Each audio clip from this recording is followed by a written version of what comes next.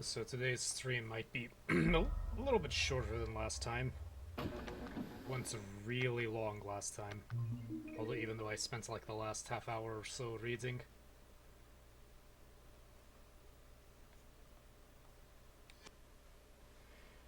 I'm also gonna try not to die so much, and I think we're actually going to be fighting Debilitas soon, from what I understand.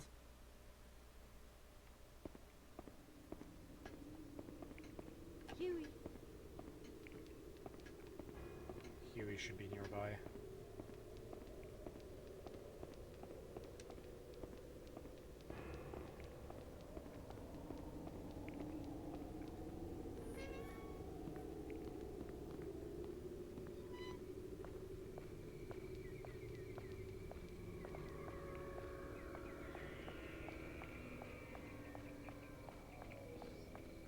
Huey.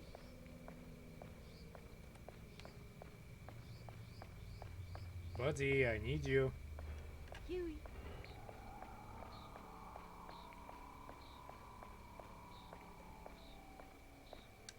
Huey.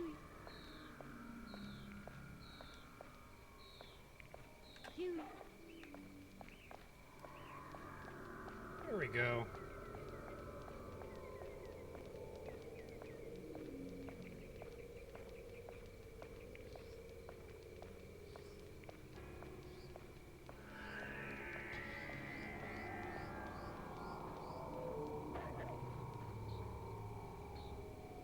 I think I have the key.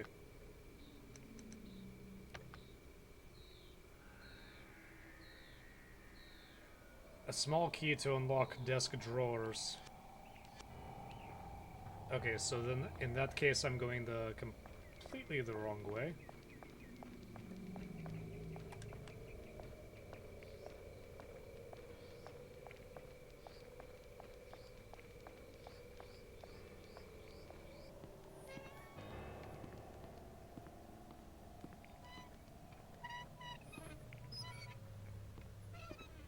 Huey. Expecting Debilitas to come out at any second and try to grab me.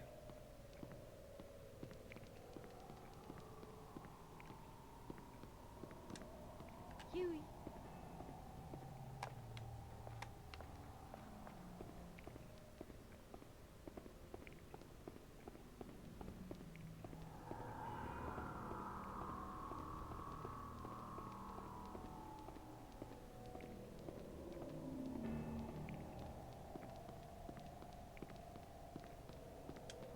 It's not where I need it to be.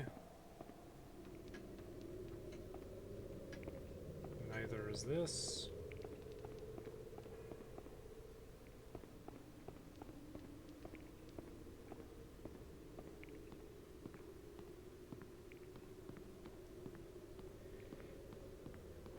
I need to get to the front. Yeah, this isn't it. At least Huey is actually being responsive now. Come on, Huey. Huey.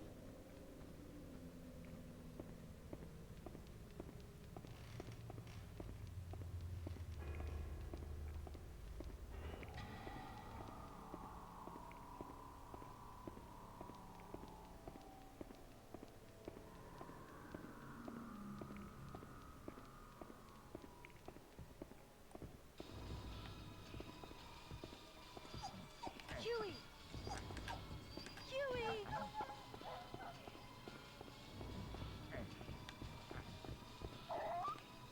Huey.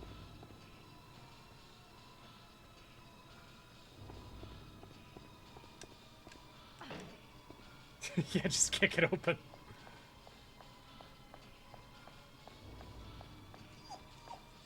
Come on, Huey. Huey. Don't bother fighting him.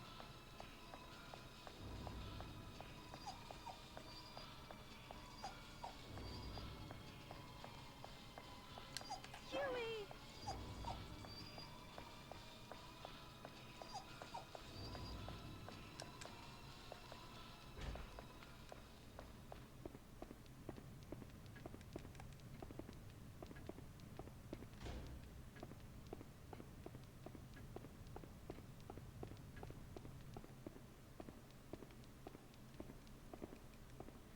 Though I'm pretty sure he'd be able to guess where we are just by following the closed doors, but thankfully he's kind of stupid, so...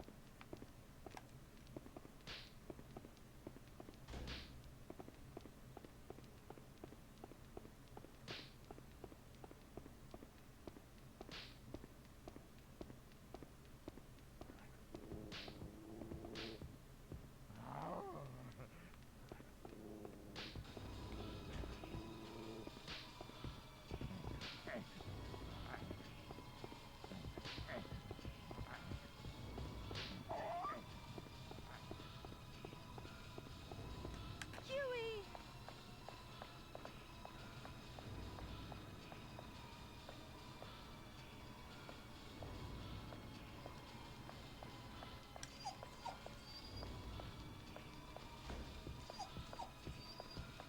My little pink meatball. Good boy. My darling.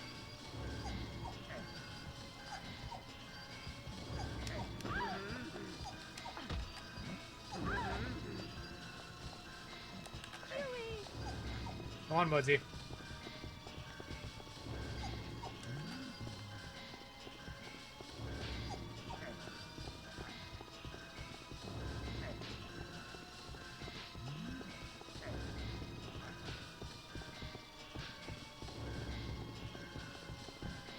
Huey! My darling. Huey!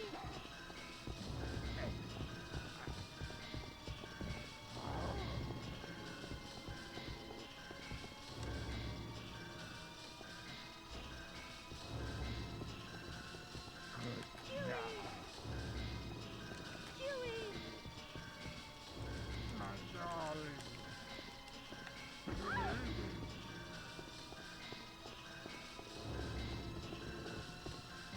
Huey! Huey!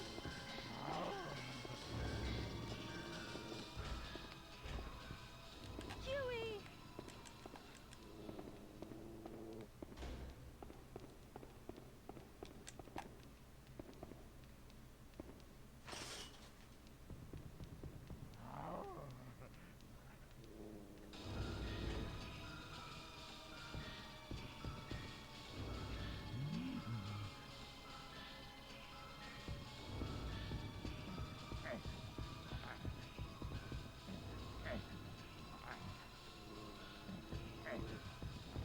Hopefully he'll screw off.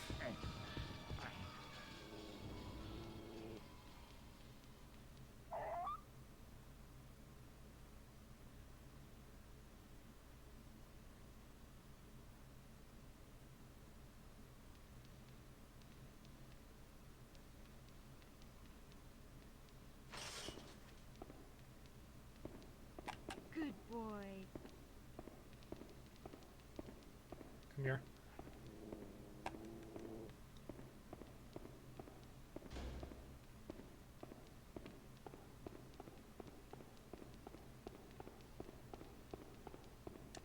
Come on. Come on. My little pink meatball.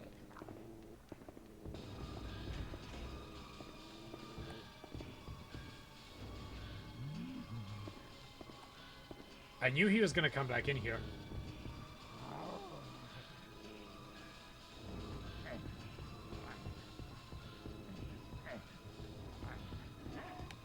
Go!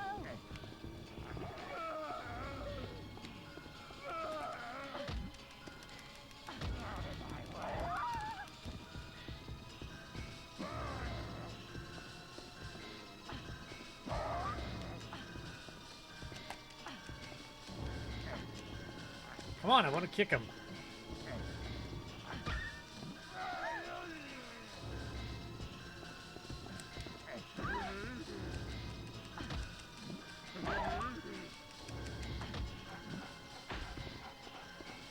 Huey!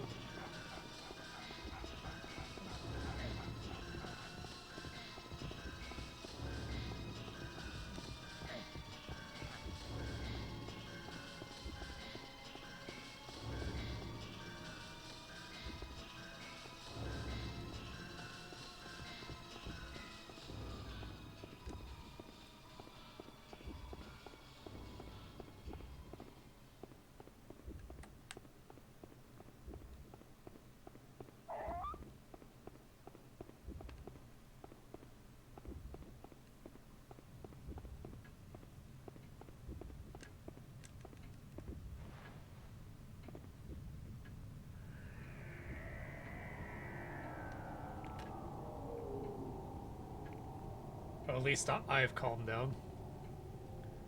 But yeah, we have to deal with Debilitas soon. This is ridiculous.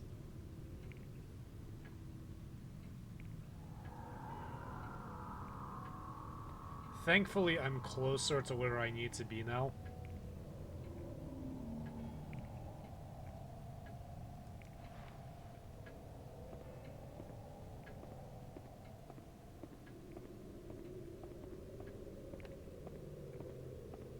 Huey. I have to go find that dog now.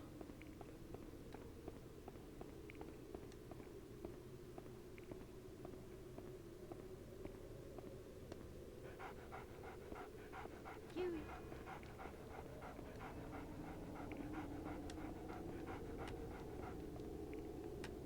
No. Sorry, I meant to call you a good boy. Huey. Here, let me give you something. Because you have really, really been a good boy in dealing with my stupidity.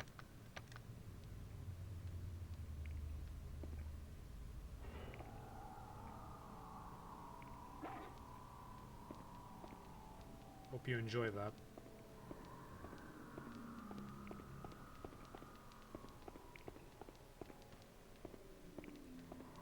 Okay, hopefully Debilitas is gone.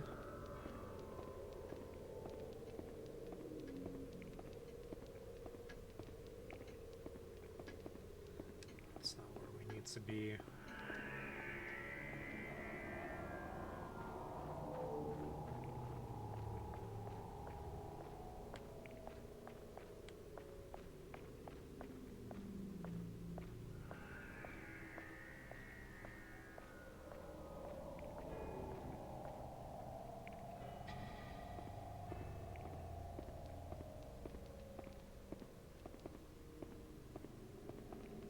No, this is the music room. Made a mistake.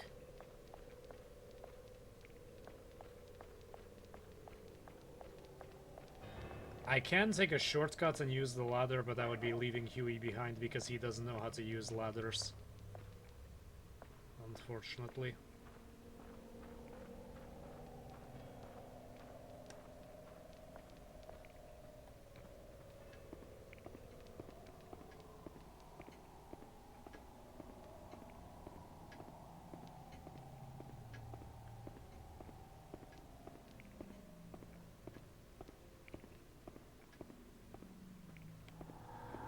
I don't know if running attracts the attention of enemies.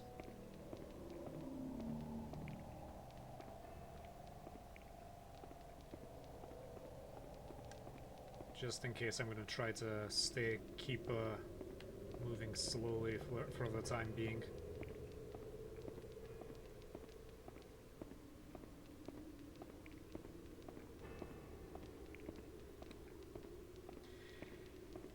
You know, if whoever's in charge of this place wants me to carry his child, I think being beat up by a giant, mentally disabled man is... What is that sound?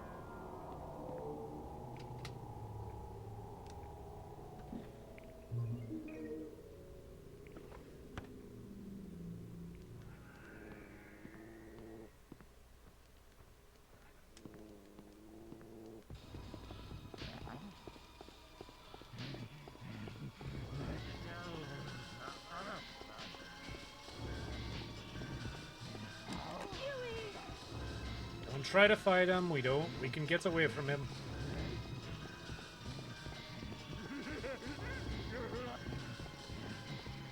Huey!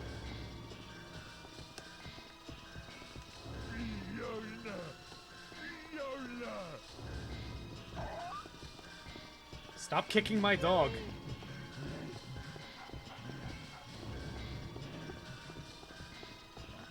Hates you so much.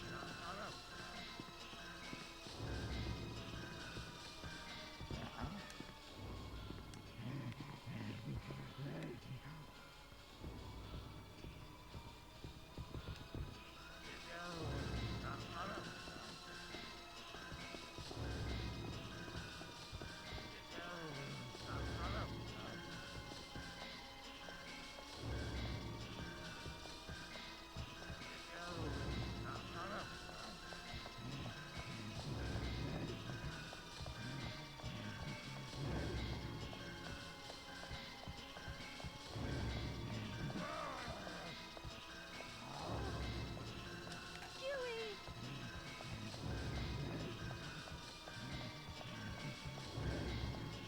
Fiona! Fiona!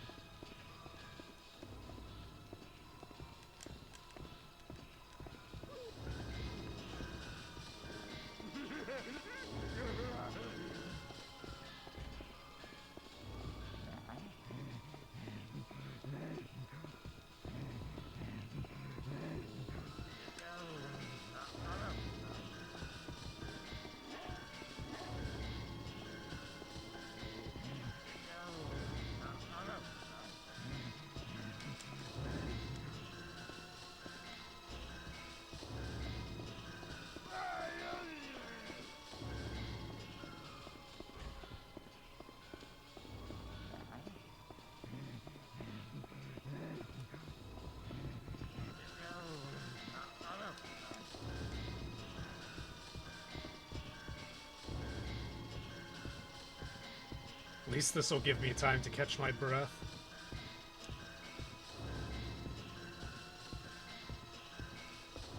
Ever so slightly. Don't look under the table, screw off. This hiding spot is useless.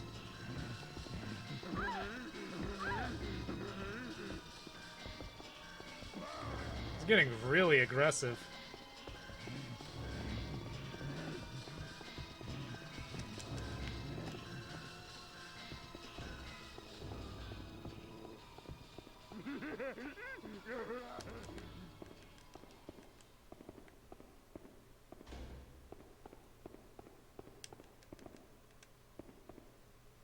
This seems to keep working against him, so I'm gonna keep using it.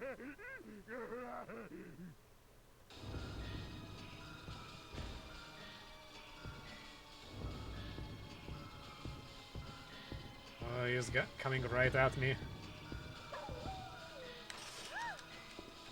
Yeah, it was only a matter of time that he was gonna guess that. Huey!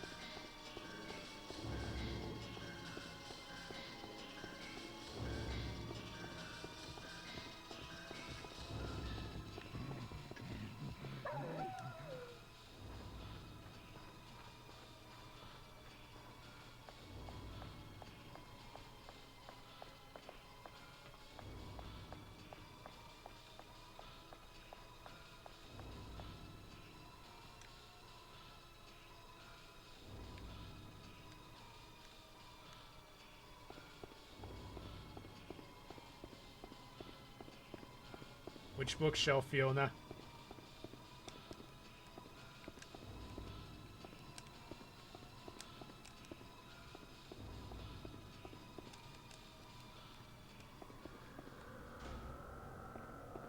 Damn it, which bookshelf?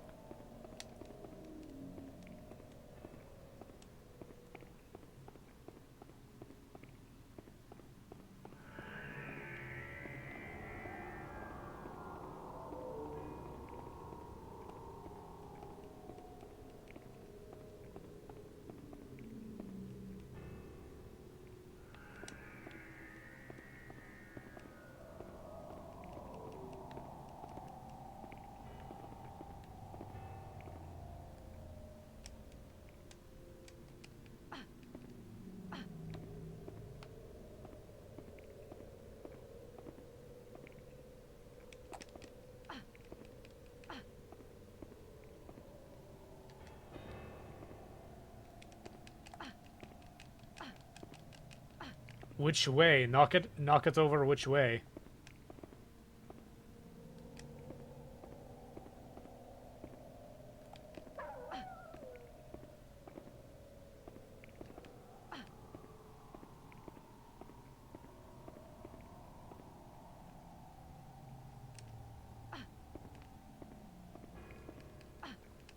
I feel like I'm missing something.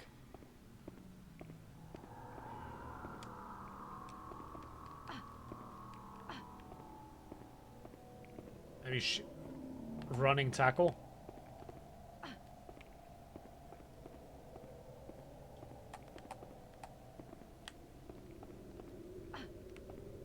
How much speed do I need to gain?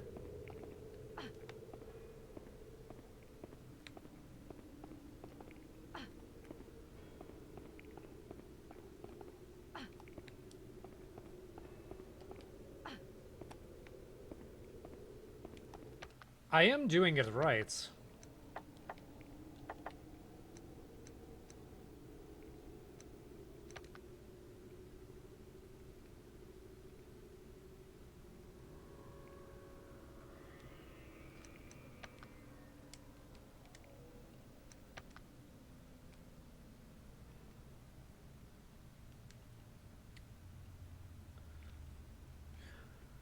After running for a few seconds, press square to tackle an enemy. If you are able to hit the enemy with this move, you can shove them out of your way, but you lose a large amount of stamina in the process. I did it before.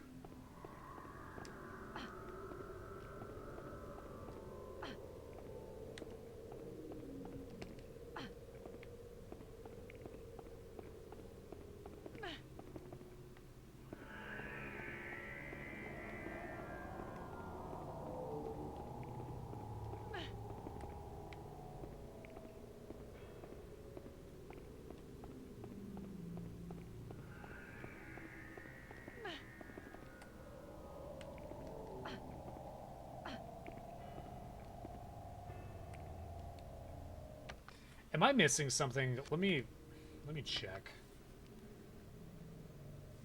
I don't like doing this, but usually there's a trick to it that isn't made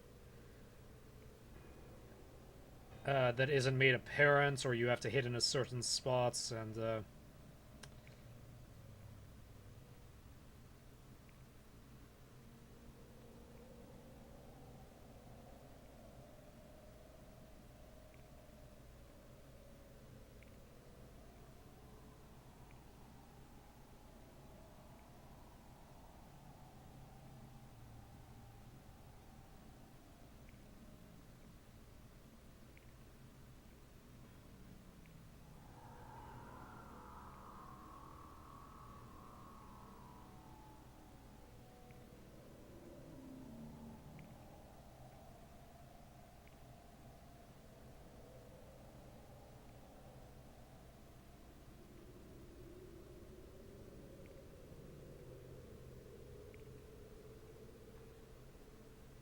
you would think there would be good walkthroughs for this game.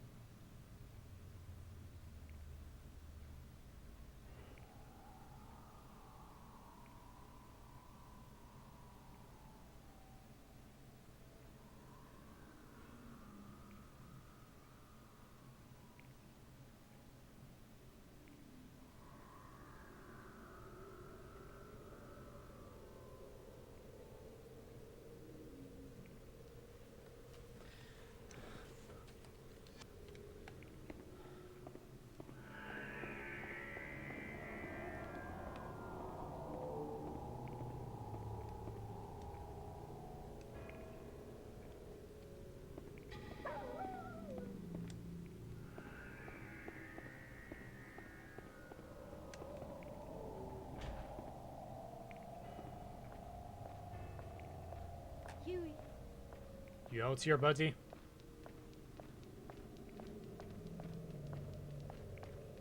Where did you come from?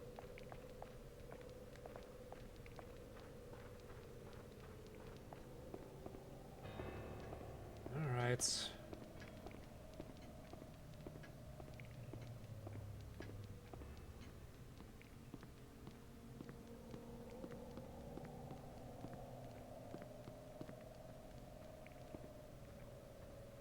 Huey.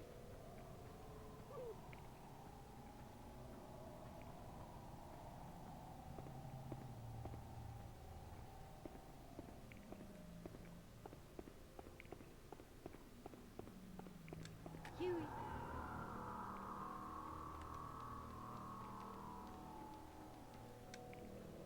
Huey.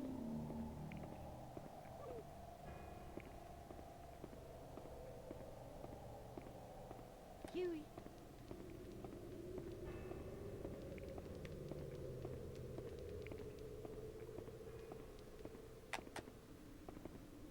Good boy.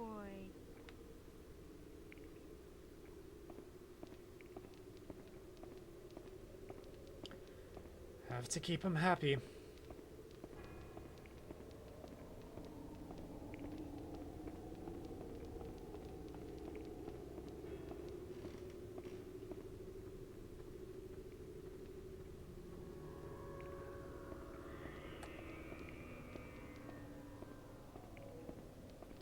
I really want to check out that hole, but I know something stupid is going to happen if I do.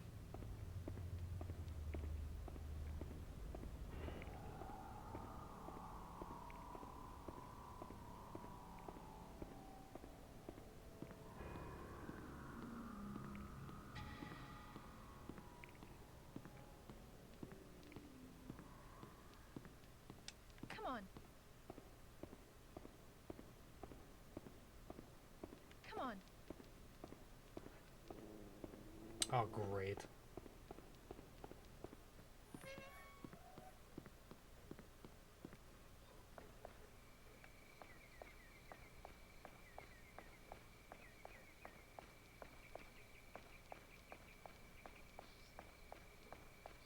I don't want him to be nearby, but he is.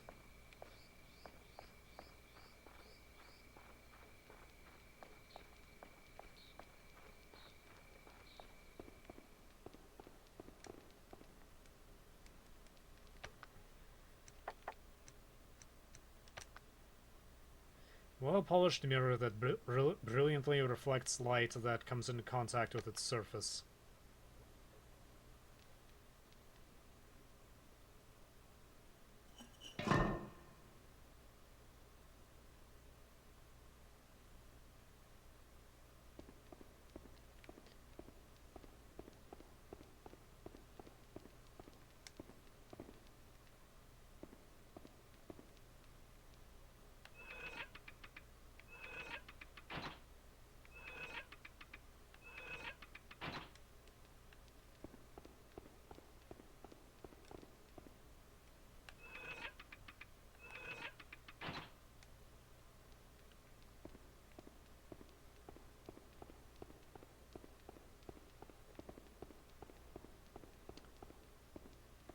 Okay, how do I turn it on?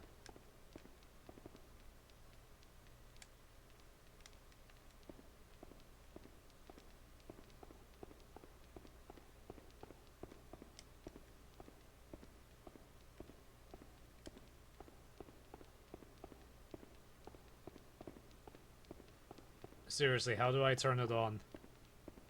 Like, I know...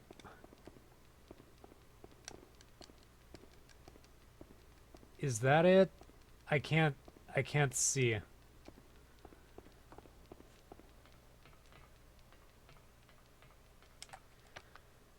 Let's read the note again.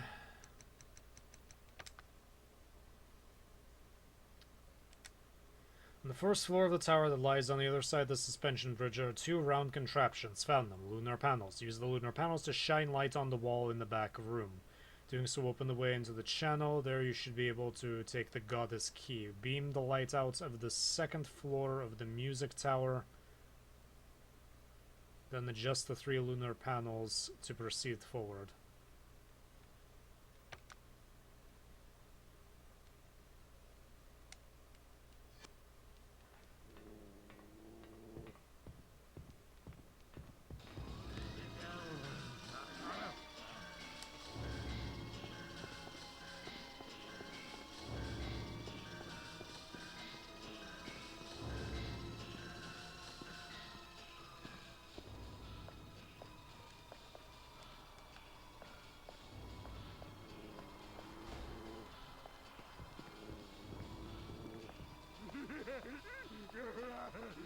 I hate that idiot so much.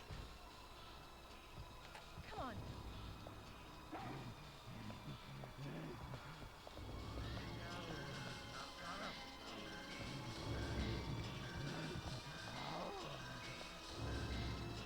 on.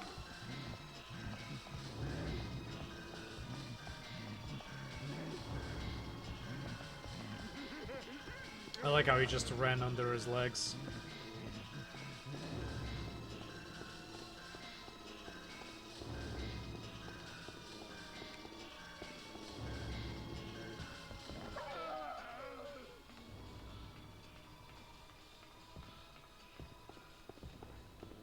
Come on. Yes, yes, dog. I am aware there's a thing chasing me.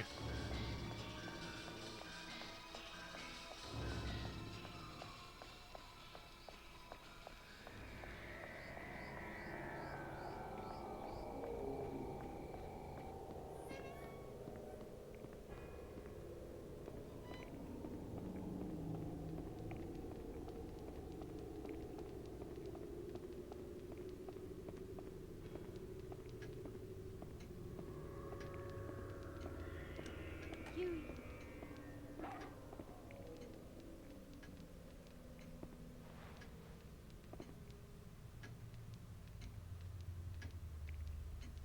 Oh, you're giving me away.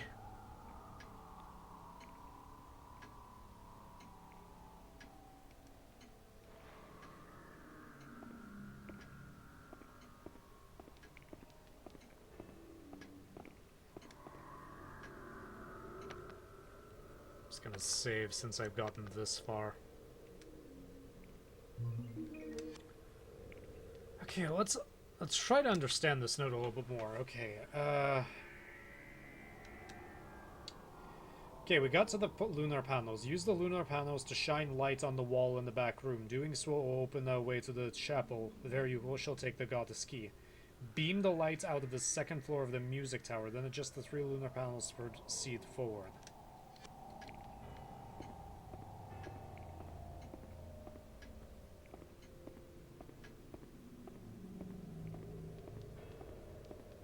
It doesn't say how to turn on the light, though. Like, am I supposed to go to the music tower and then turn on the lights and into the into there, or what? Like, how do I activate the lights? This is exactly what walkthroughs are made for. I had almost no problems going through Kuon. This game, on the other hand,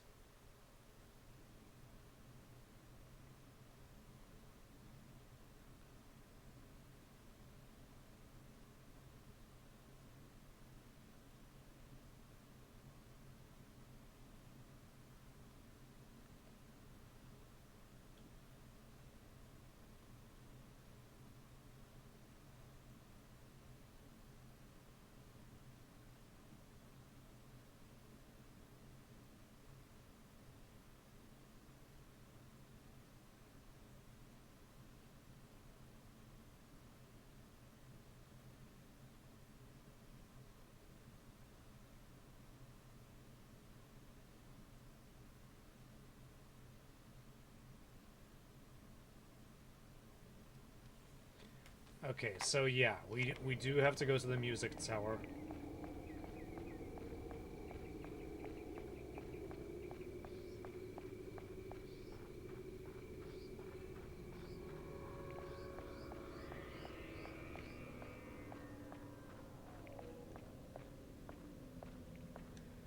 Kinda curious what that thumping was. Um,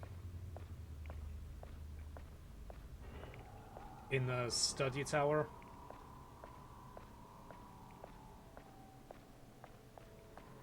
But I guess we won't find out.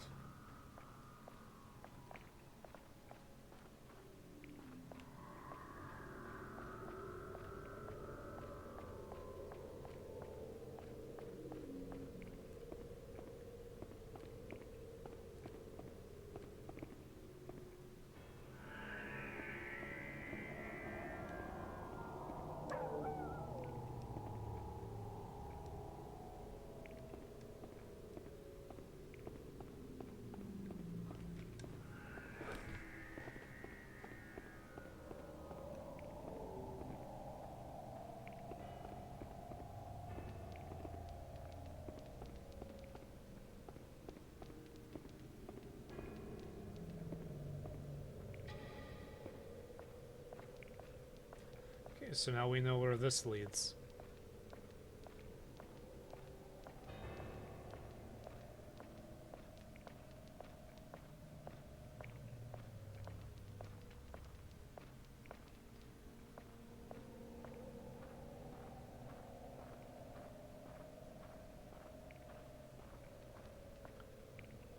Huey is going crazy.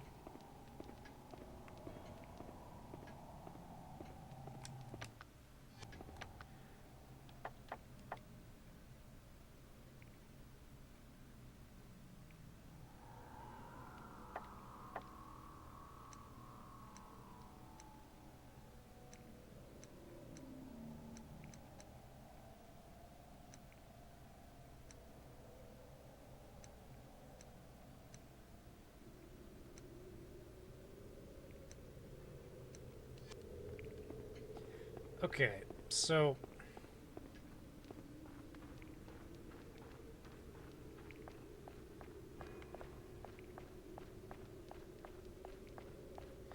what helps even less is that the actual walkthrough that I did find uh, did not call things.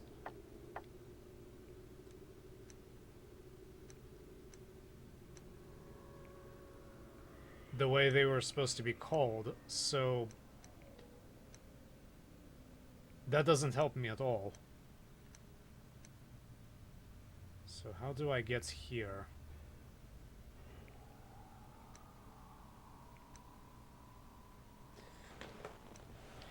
Okay, so I need to get up above.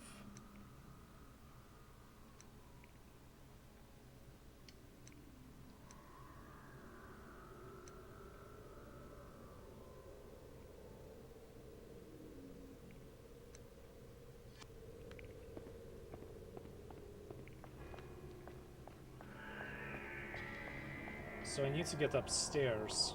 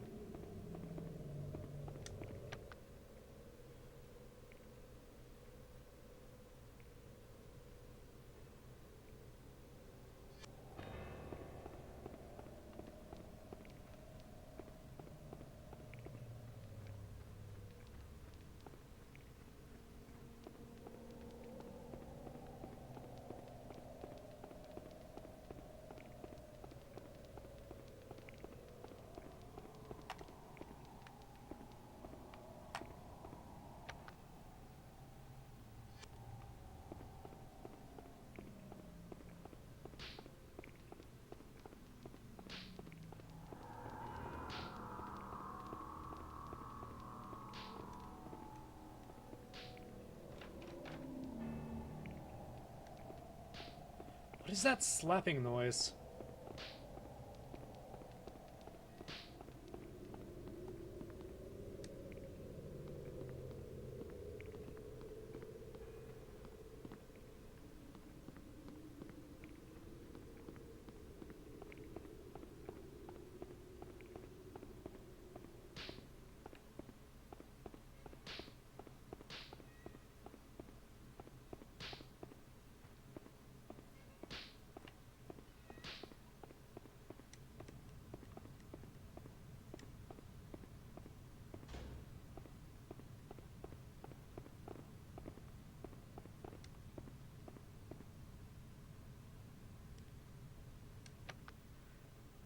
This is another thing I didn't quite figure out how to get working.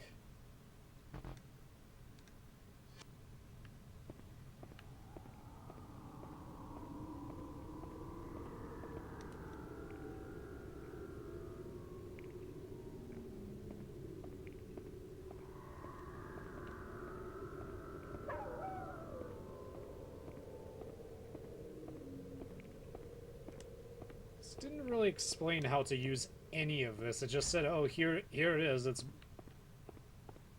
used for refining."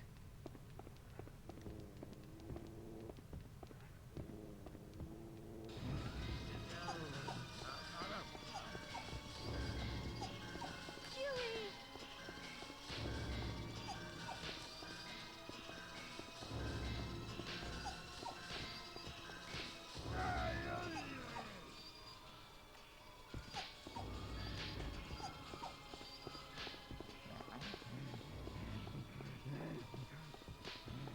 Huey! Oh wow.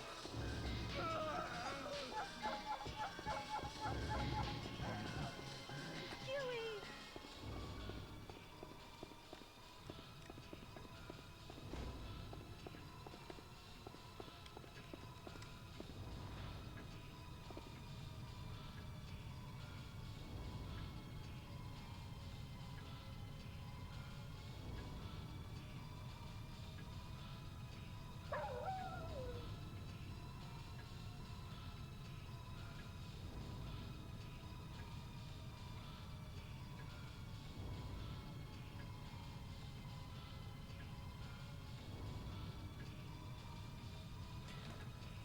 I don't know if I'm just stupid because I went through Kuon pretty easily. I only had to conduct like consult a walkthrough once or twice. Here I'm not sure if just some of the mechanics don't work properly or what.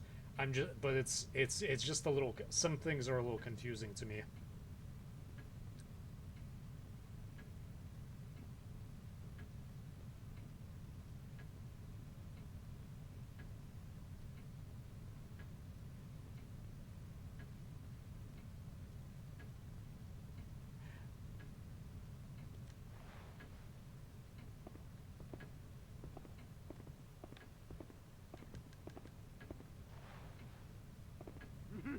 I just noticed the ceiling fan.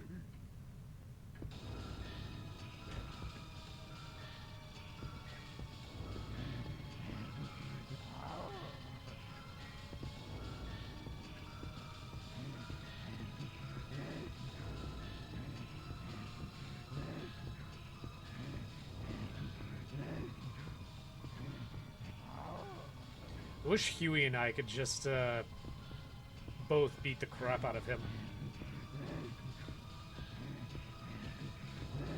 Go away. Go away.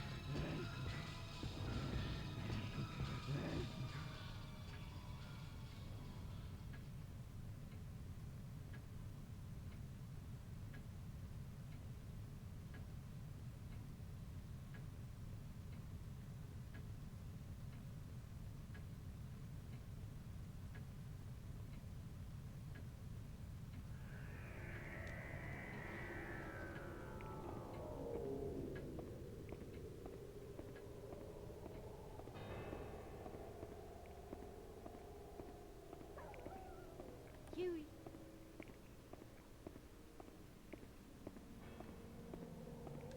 Huey!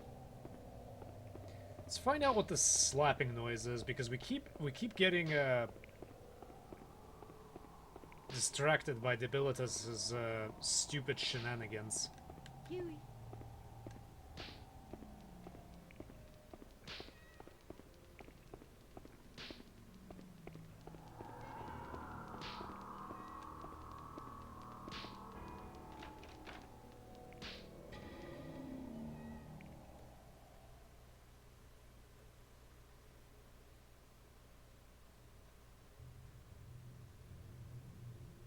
Where is he?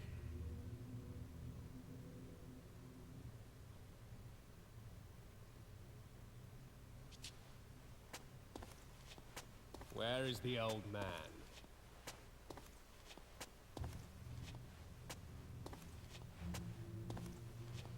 Where's he hiding?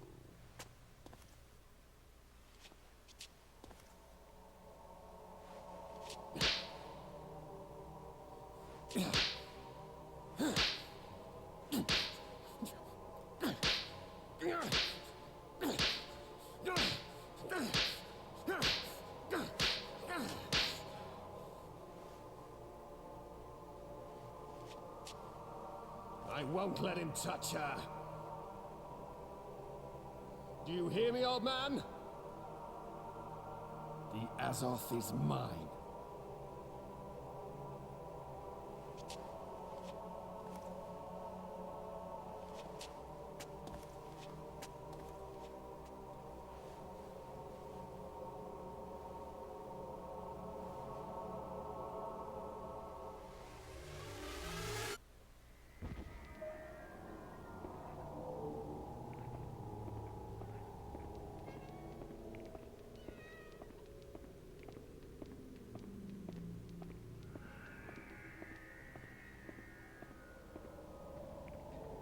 That was weird.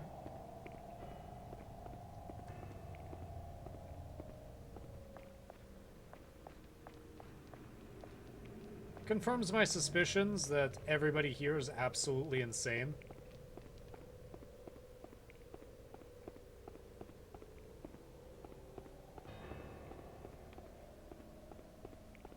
Okay, that's the study. I don't think I need to be here anymore.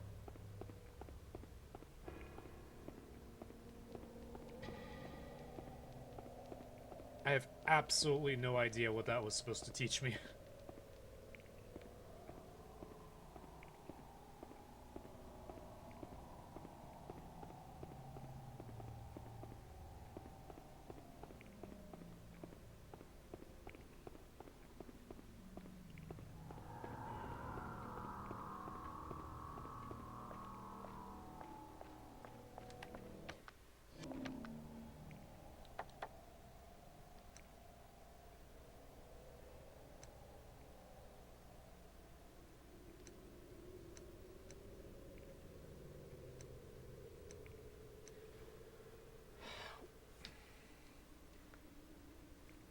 They keep mentioning Music Tower.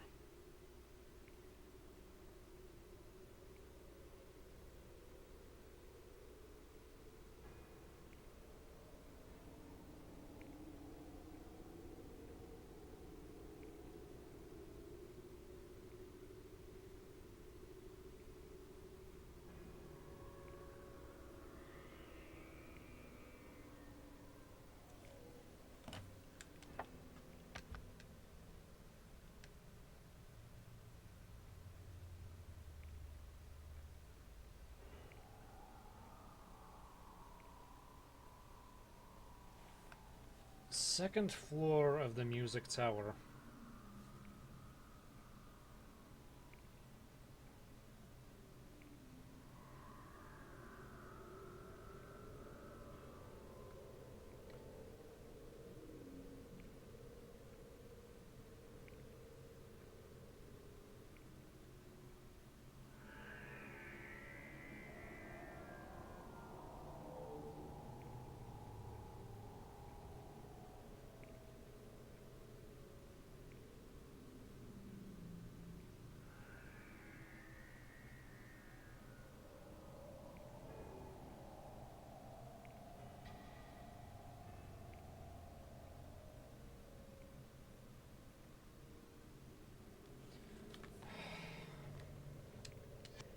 I can't find a single decent walkthrough. Huey, get over here.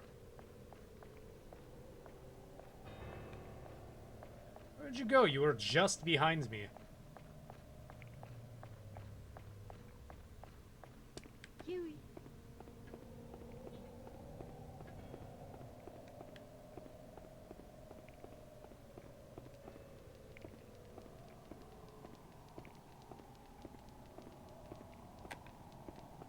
Huey. Come on.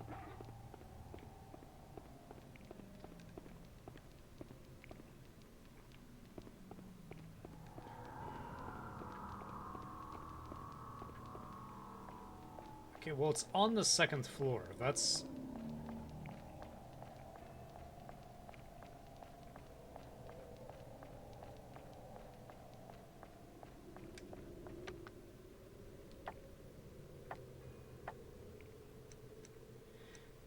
See, but here's the thing. That little square room that's shaped like a rectangle jutting out of a square near the center.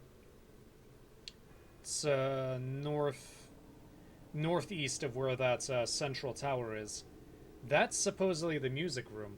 That's the first floor. The second floor is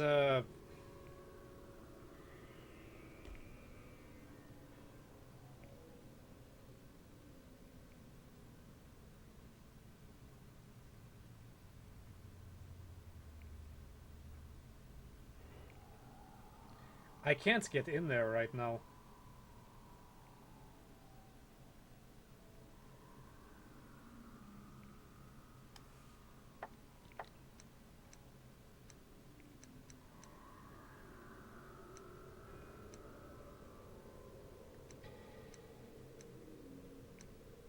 It makes sense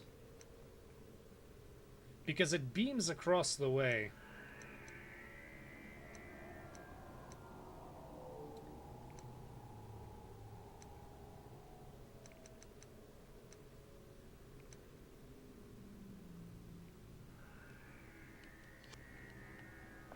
So it's somewhere on the second floor.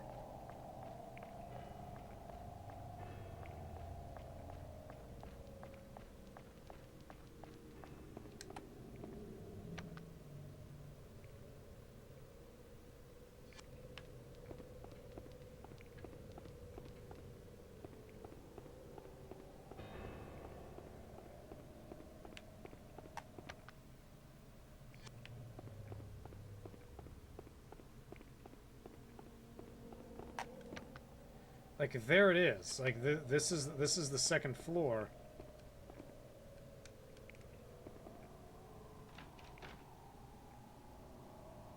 It's locked from the other side.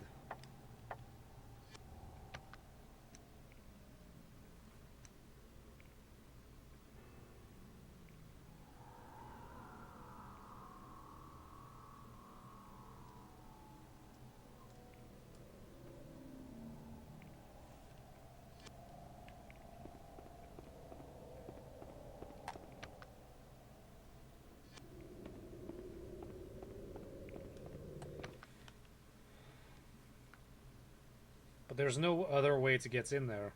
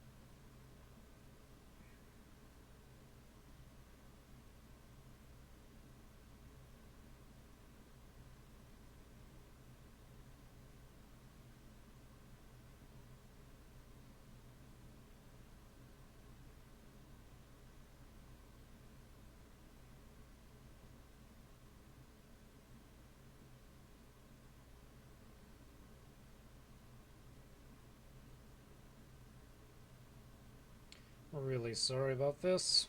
Thought I'd be able to figure it out.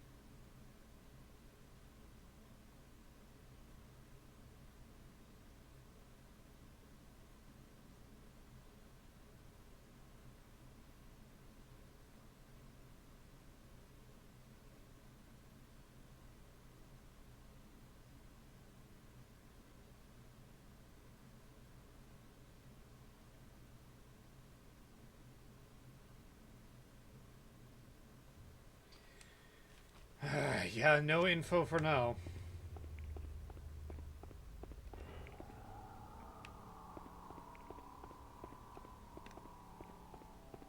Yeah, it's locked from the other side, but...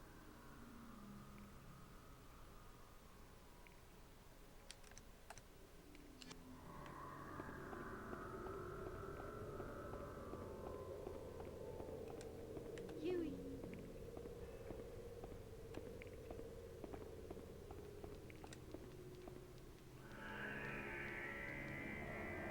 Come on.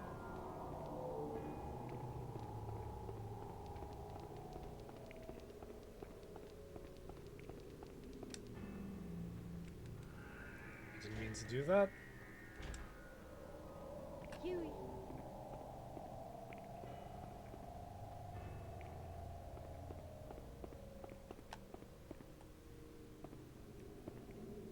Supposedly this is a hiding spot. But when I first came here, it was the very first place he looked for me.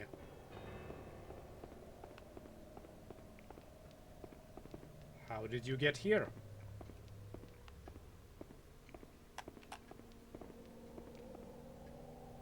Good boy.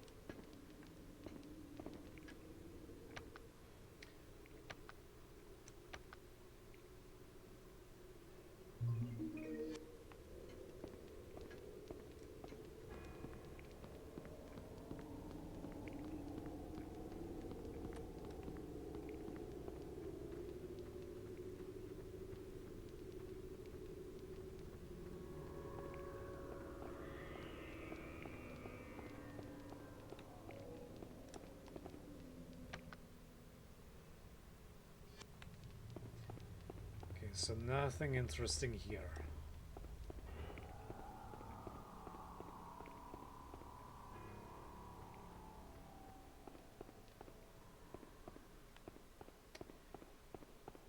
The only place I haven't checked is the hole. And I have a decent idea of where that actually might lead.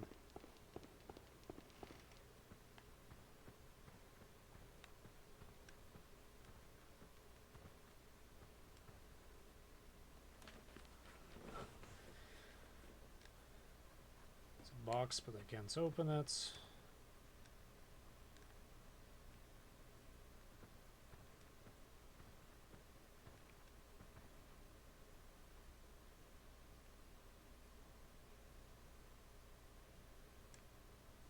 There's a slot here.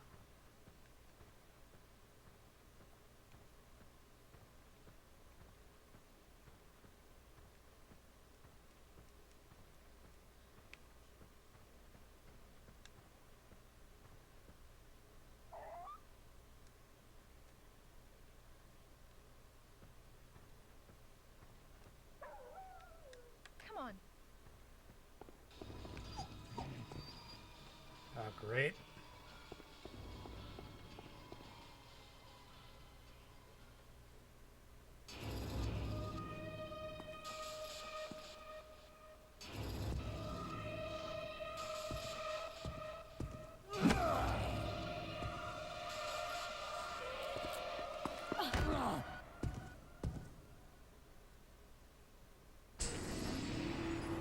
Almost.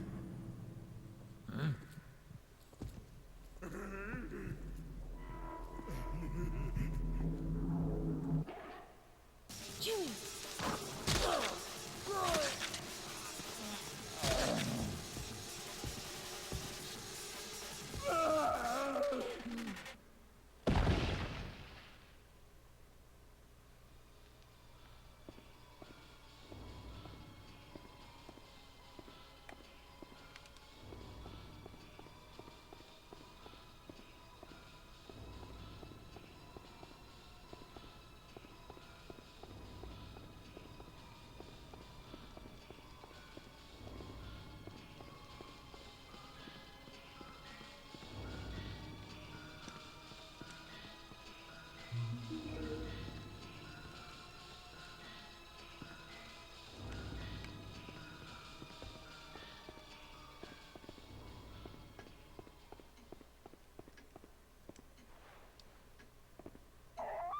I didn't do anything. It just kind of made him mildly upset.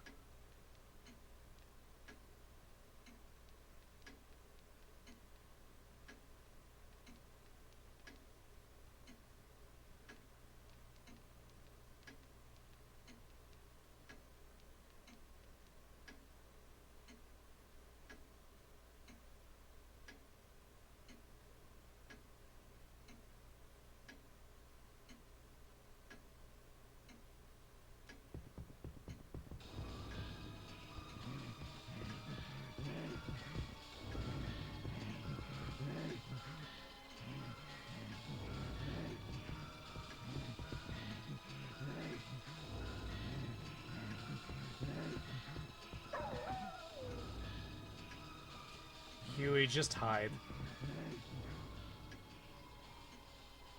Yeah, I'm not gonna believe you when you tell me...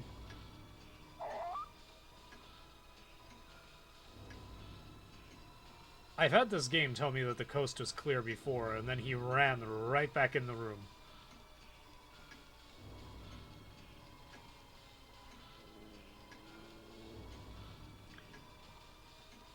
Yeah, Huey doesn't lie.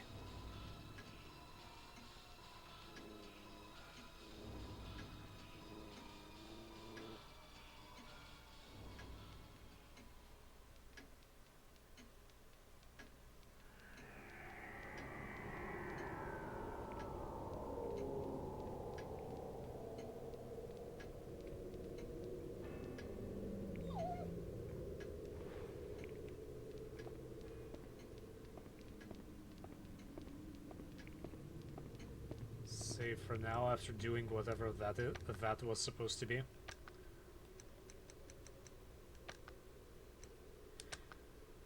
My first time was 15 minutes before I made my first save because I didn't realize you were supposed to save with the clocks. I actually had to look that up because I'm stupid apparently. Oh yeah.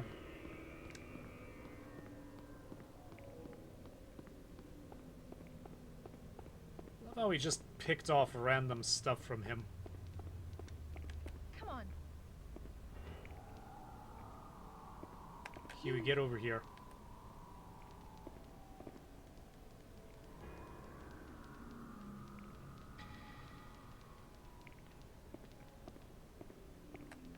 Go, Huey.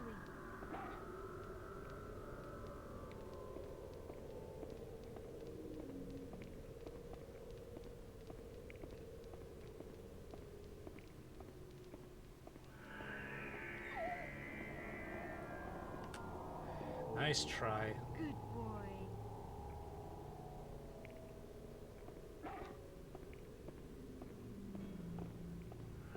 Alright, let's go into this hole. It's time. Creaks and pops crackle out of the dubious-looking hole. Everything that screams, don't go in. Enter the hole? Yes, enter the hole.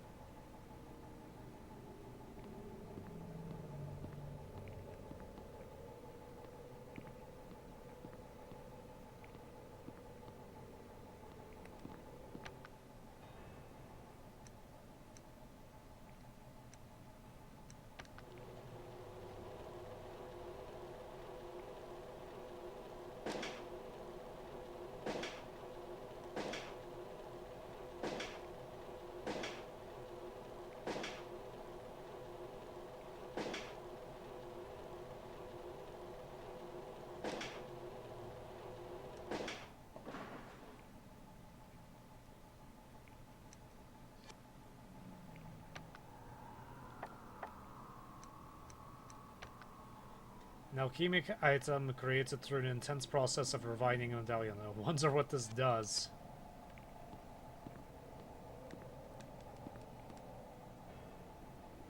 Book looks almost archaic in nature. Wait, there's something written here.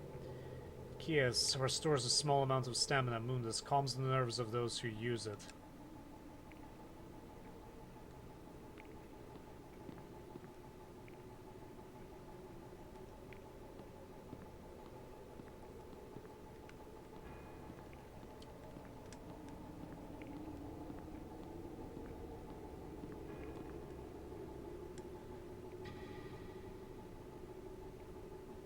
Variatio Machina. By using a medallions, one can actually transform items into new things. The new item is roughly determined by the base item's color compatibility. Album White is mainly used to create objects used by their human creators. Rubrum Red is used to compose antimony and magnesia. Viridae, I think green is used in the creation of medallions or other metallic objects, so using medallions to make medallions. Viola, blue, is primarily used to create offerings to animals and beasts alike. Perpetua Machina, reacting to the needs of its user, can produce quantities of antimony powder and magnesia. Whenever one hasn't the means of protecting oneself, come to for a sanctuary. Aureolus Belly.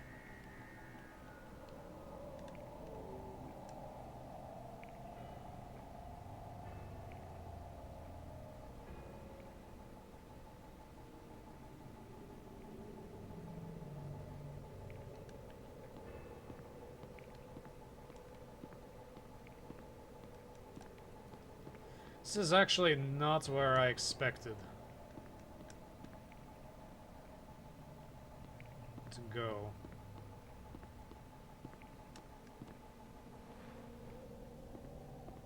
Okay. Well.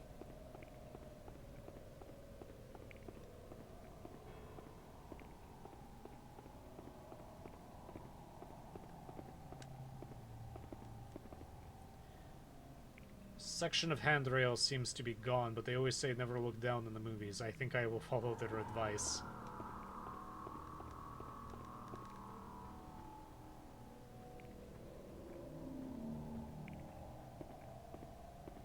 Huey.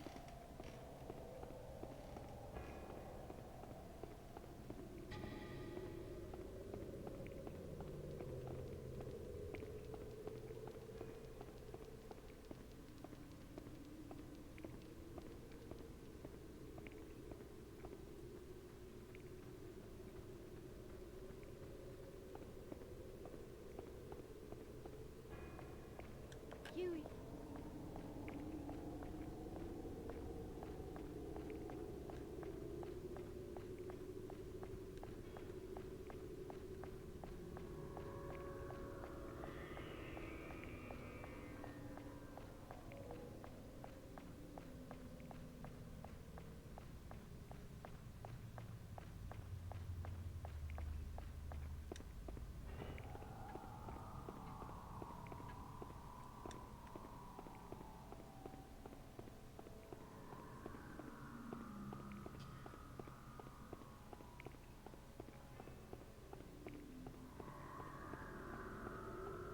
We done smacking up that lady?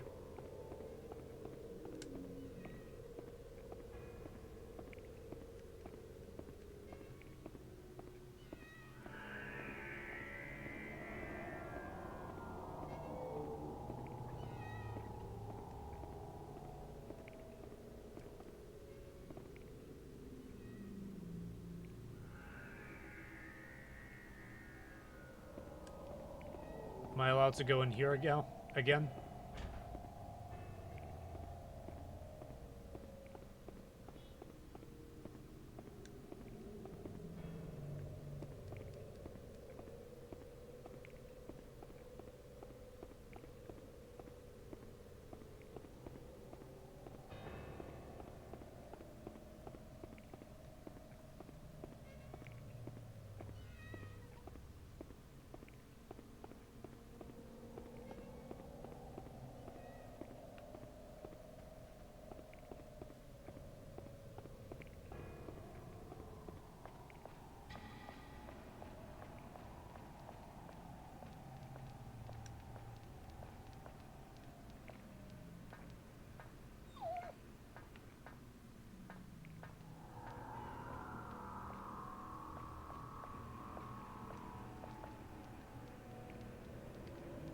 Why do the stairs stop halfway?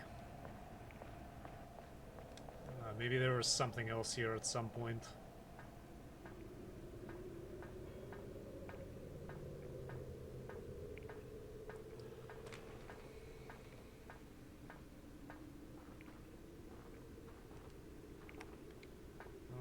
want to go back up the stairs.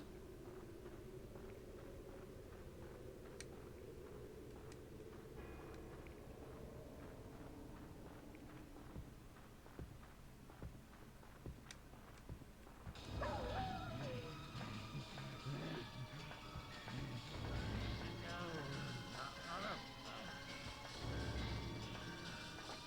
Up I go. Can I kick him down?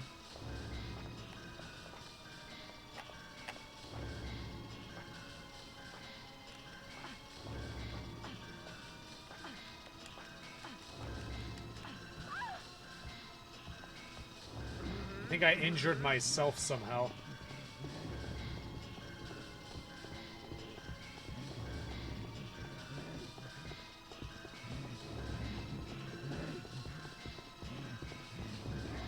Viola!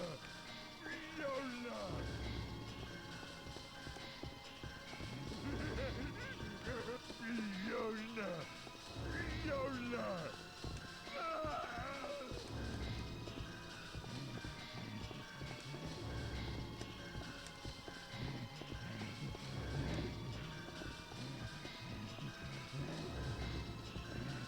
Viola!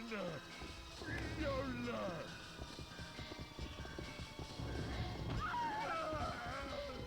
Yeah, you're a jerk.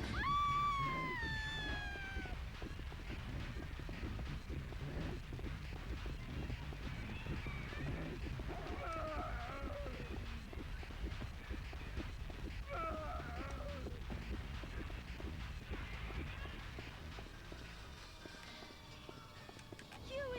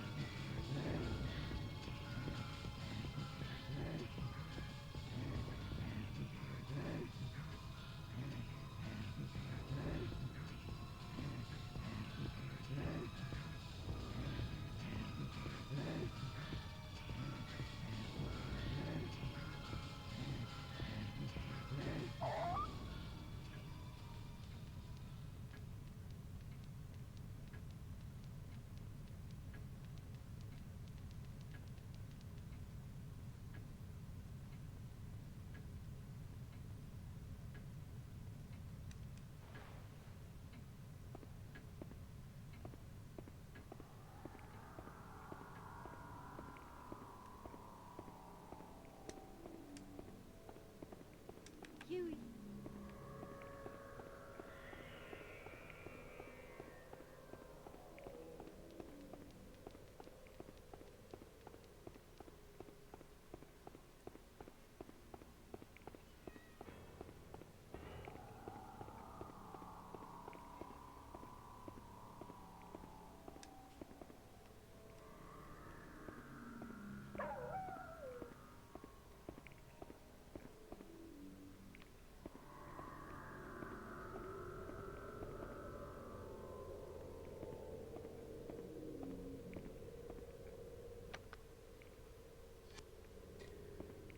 Need anything here right now, I don't think.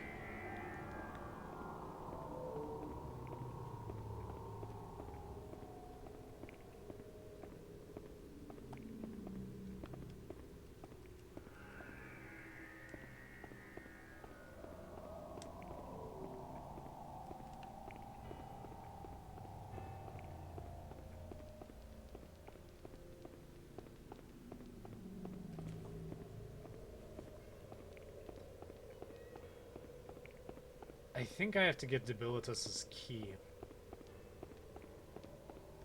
It doesn't state that anywhere.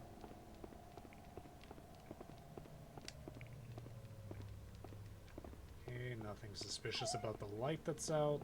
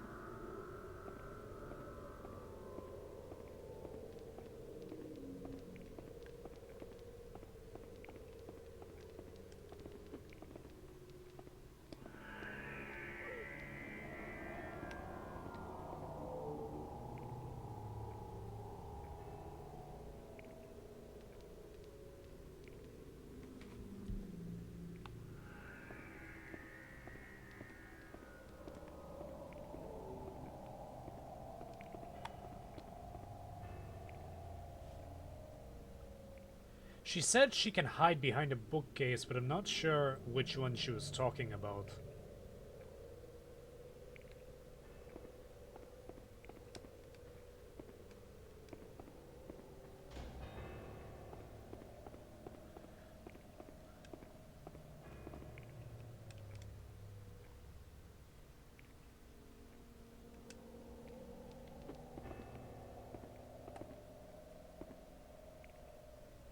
Maybe this one.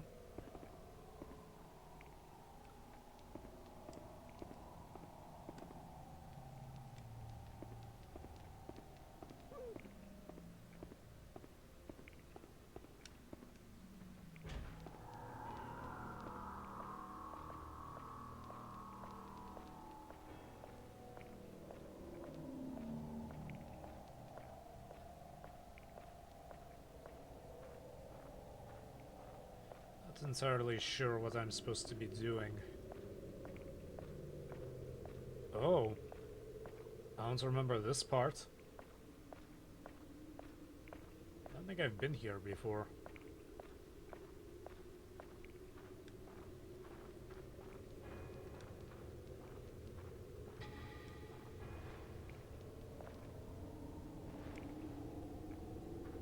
Good to know.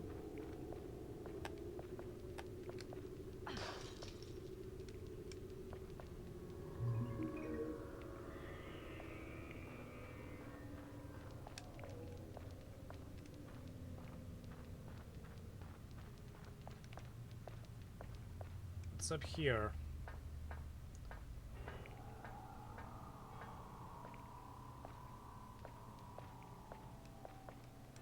Huey is upset that he can't follow me.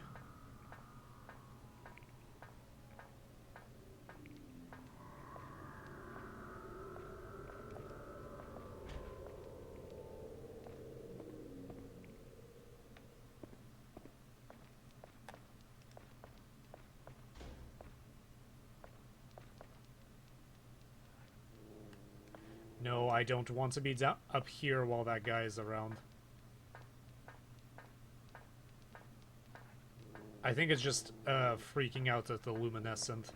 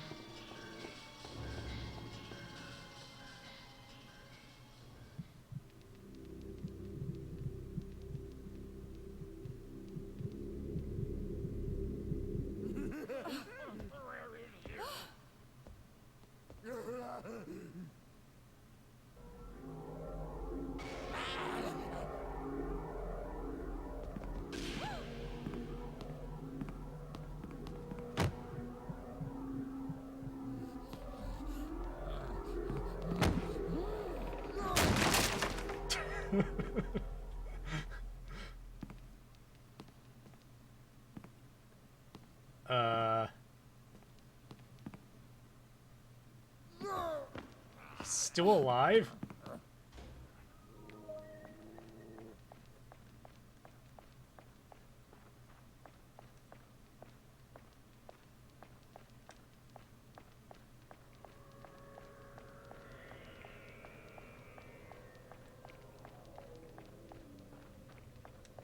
Kind of at a loss as to what else you want me to do with him.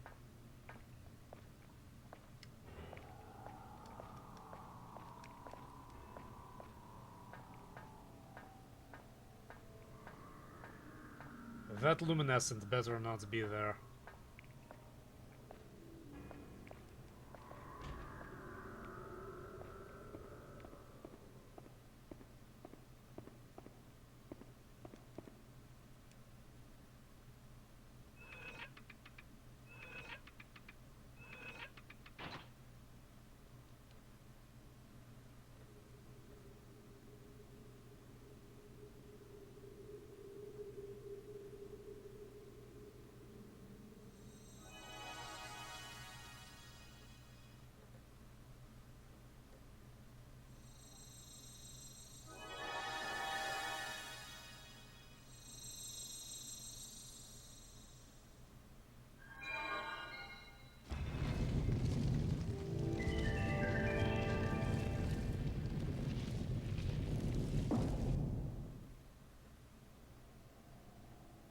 That's unlikely.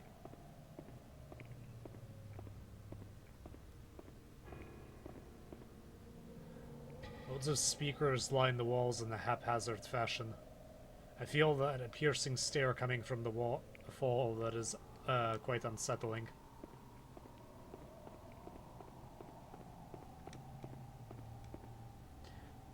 Tinkering out a few chords may soothe my nerves a bit, but now is hardly the time or the place to be practicing my piano skills. What is this? Lavender.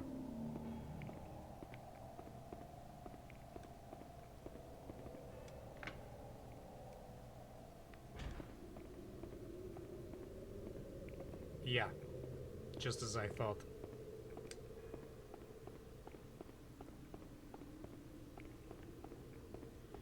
And yeah, this place is freakish. I do not want to spend any more time there.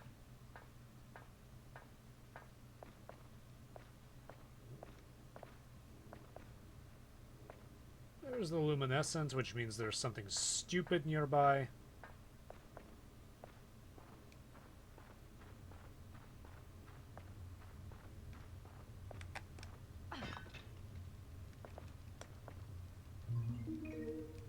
Onion. Lowers dog stamina. Why would I do that?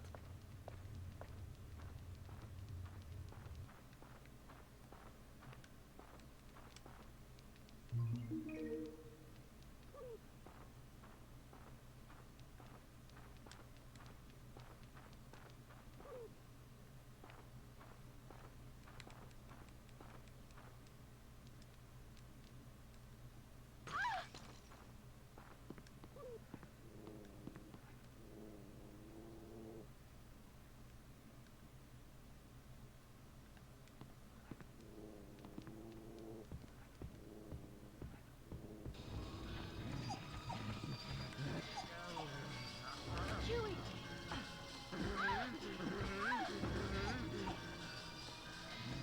Chewie! Aye, he lives in the shed, just like where he belongs.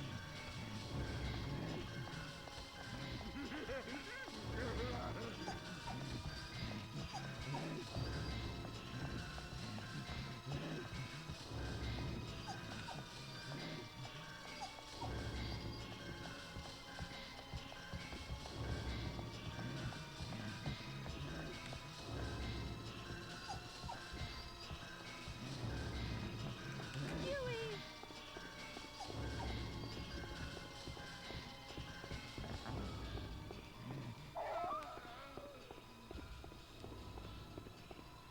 Okay, this place has consistently burned me, but I'm gonna see if it actually helps this time.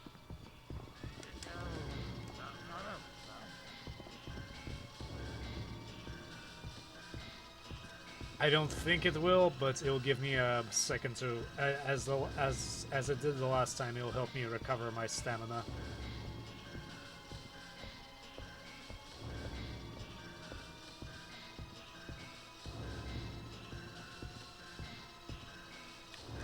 Yeah, it's 100% useless.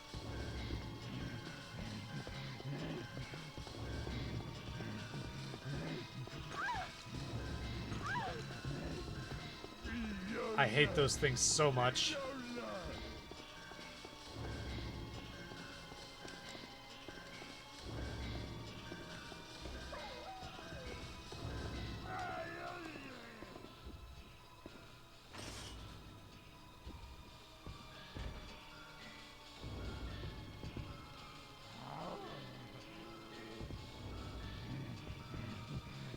Such a weirdo. It looks like he's not in great shape.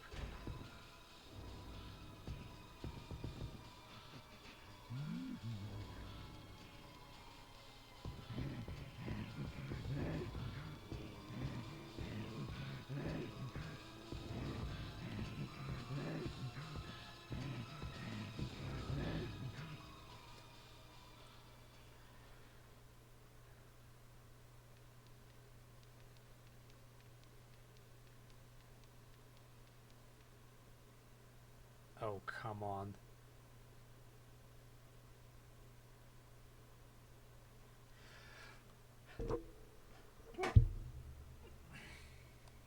Really? Really?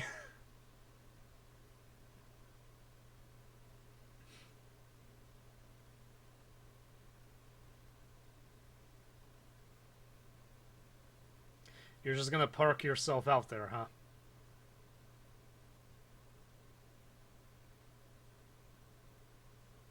Go away.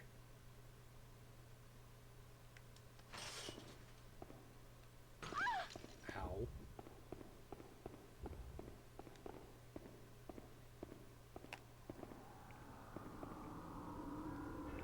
Yes, it's drinkable. You've done it several times. Where's my dog? Huey.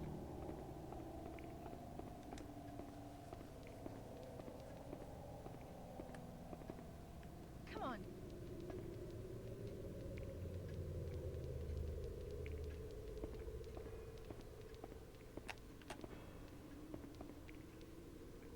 Good boy.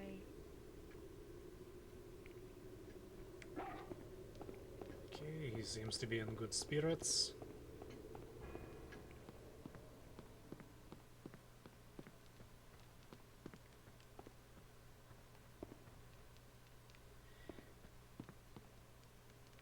Can I turn this back on? Okay, I can't, because I think I would have thought it would have been pretty brutal if Fiona turned it back on just as Debilitus was running behind her.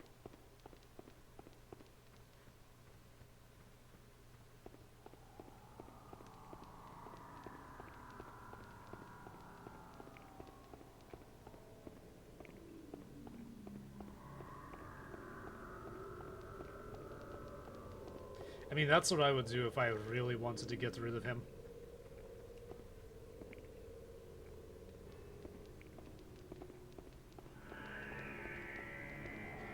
Oh, and I guess this is a sanctuary because I don't think Debilitus can fit in there, although he can probably camp for the rest of eternity, or I guess until he gets hungry.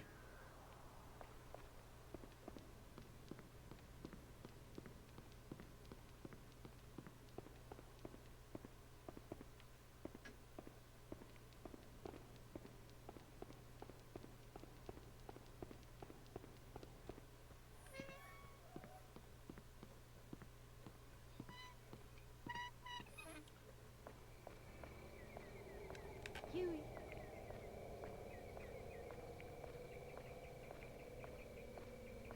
Huey.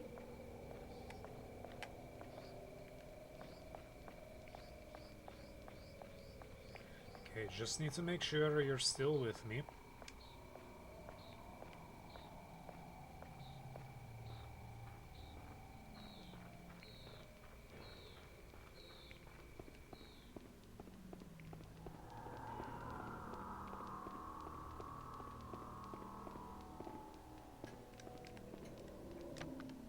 Yes, save my current state.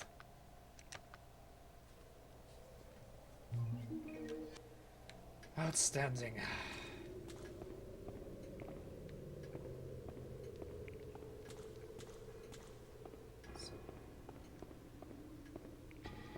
Nice random puddle.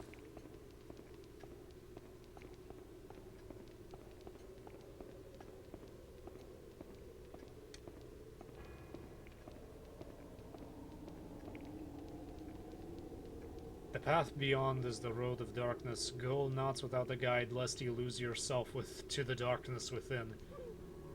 This has to mean something, but what?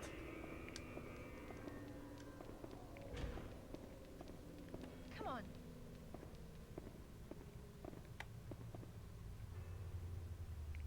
Come on.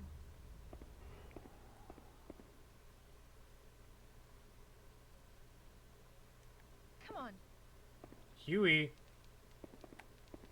Go.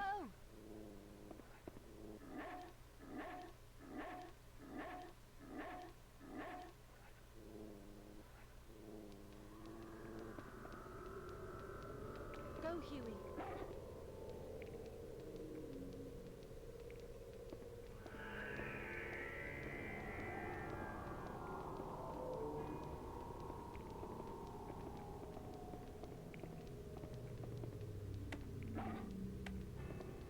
Go, Huey. Go, Huey.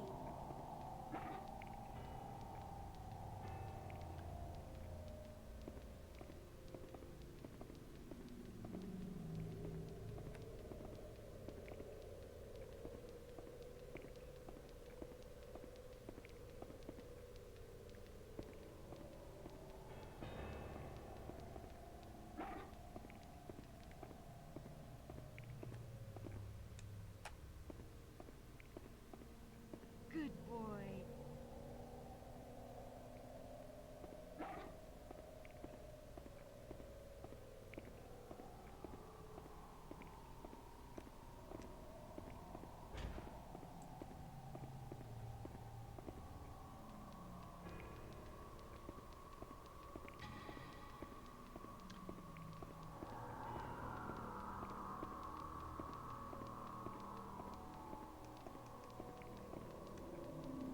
Looks like it raise and lower the nearby chandelier. Must be sure tightly fastened. It must be to make sure the chandelier doesn't accidentally fall. If it broke, somebody could get really hurt. Huey.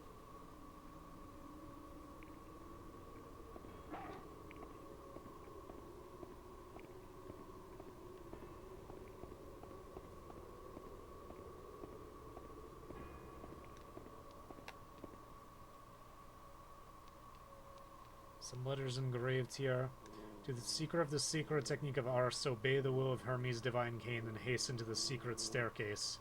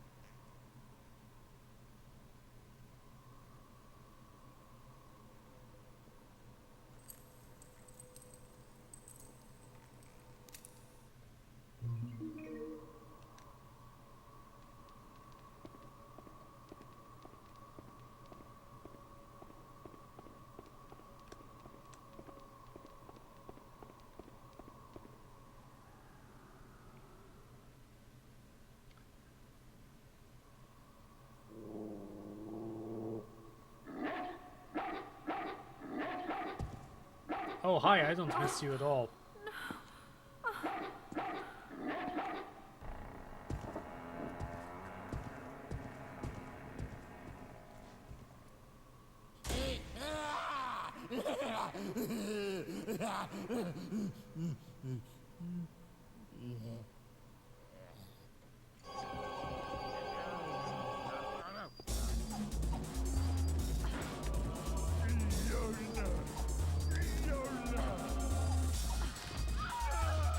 Ow.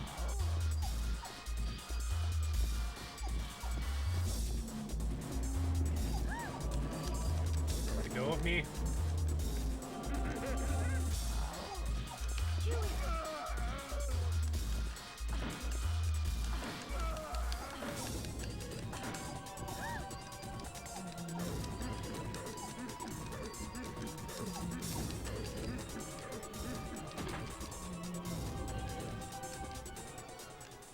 Nice corpse. Now I have to go through that again.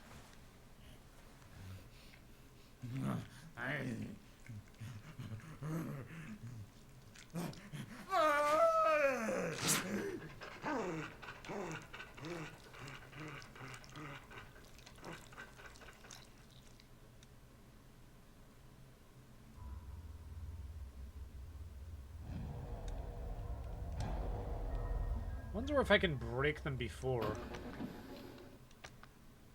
It's kind of the problem with video game logic, is you don't know what exactly you're supposed to do. Or how he got there before Mia. Maybe he followed me? I don't know. Or maybe he already knows the way.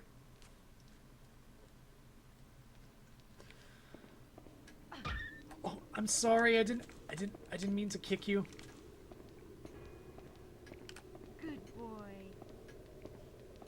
I didn't mean to kick you, buddy. Good boy.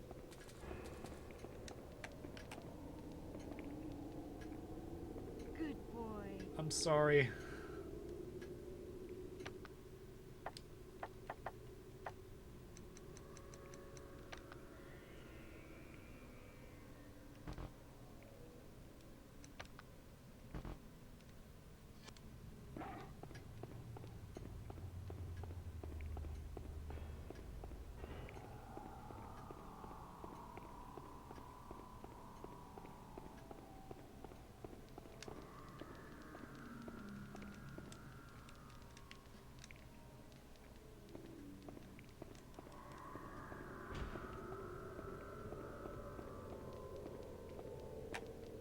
Go, Huey.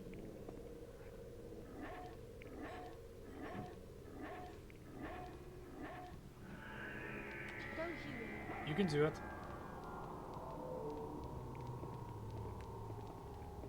No, that's not what I wanted you to do. Huey.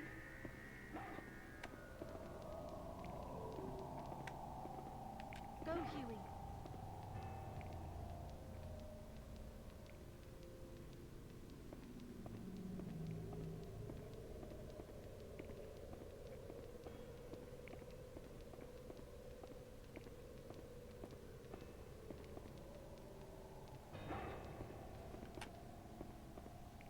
Huey.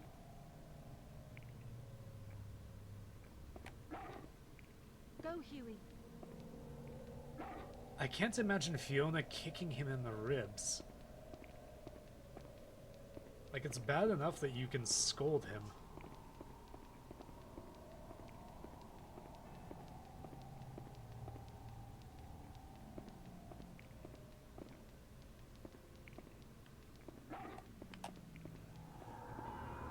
Huey. Yes, you are a very good boy.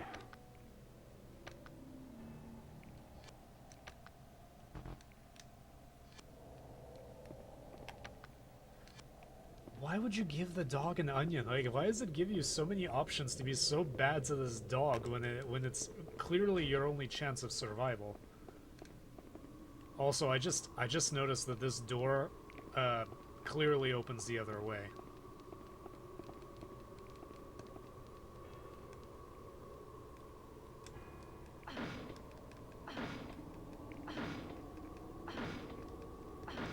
Can I break it?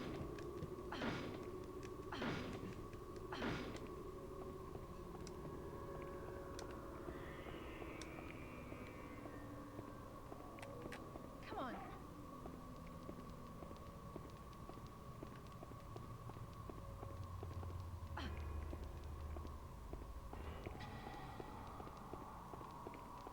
Huey's like, what are you doing?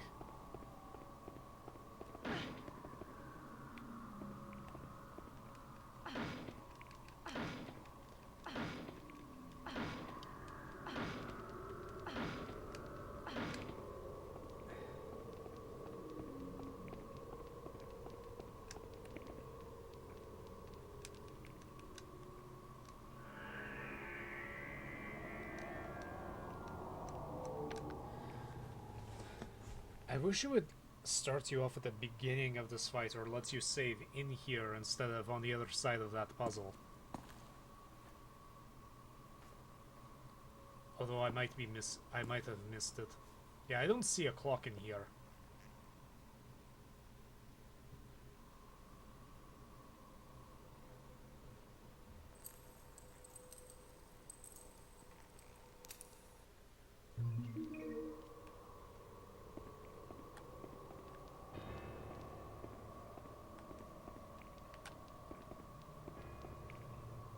Good boy.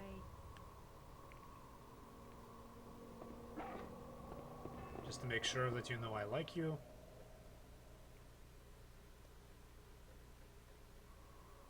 See, that door opens the other way.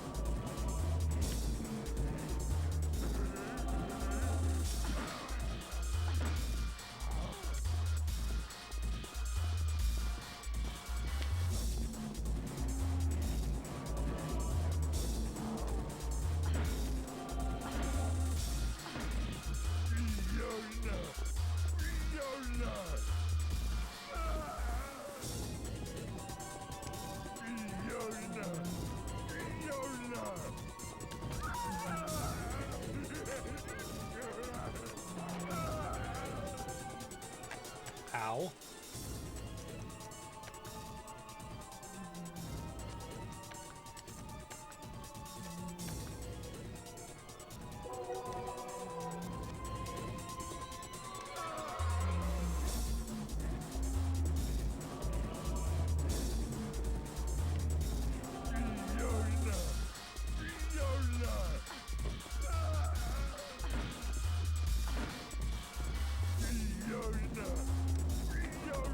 Okay, I need to reduce panic.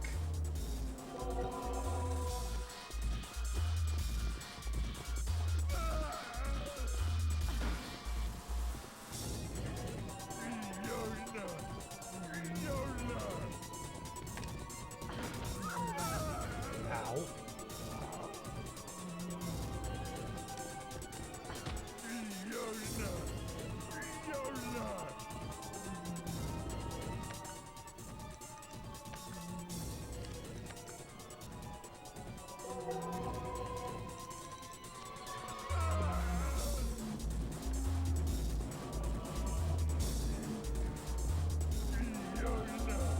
I think I'm supposed to get him to charge into this.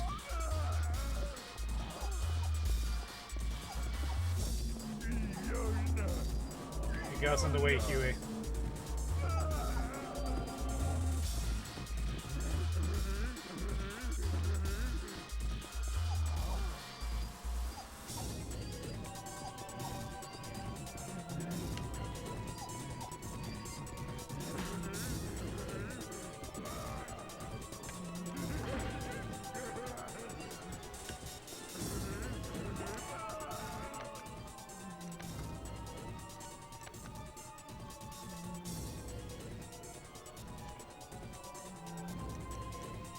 What does this do again?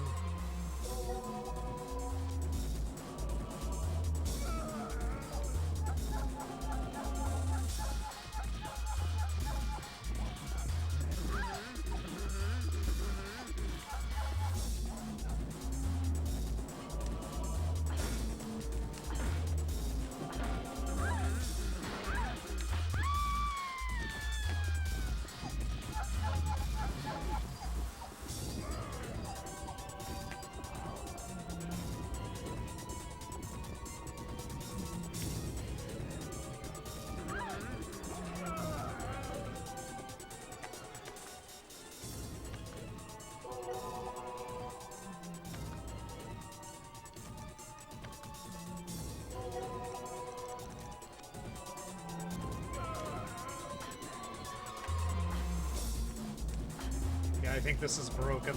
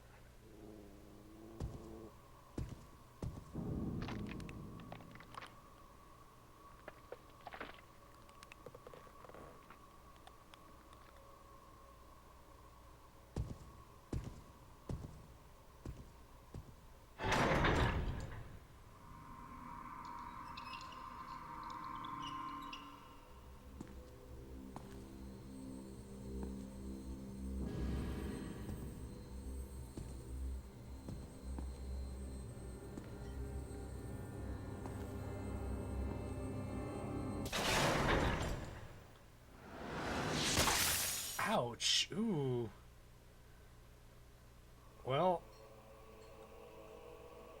guess he won't be bothering us anymore.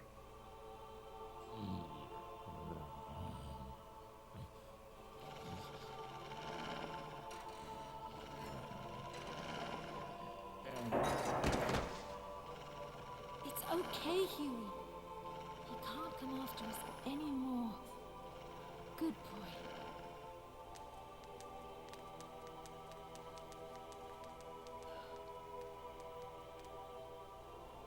Calm down, Huey. It's over.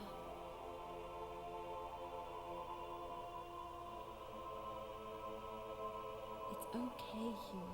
It's okay.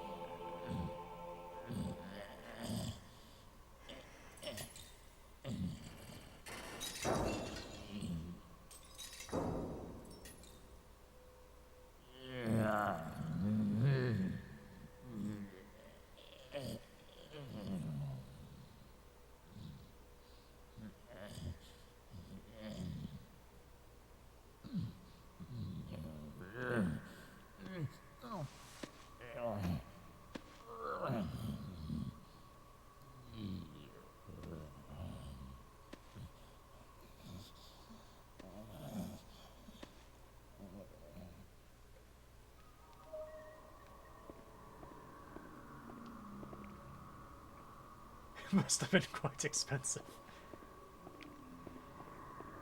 Hey, bro. Huey. I have something for you.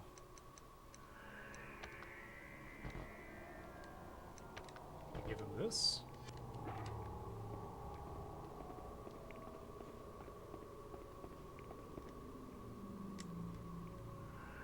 Could have been killed. I guess fate was smiling down on me today for now.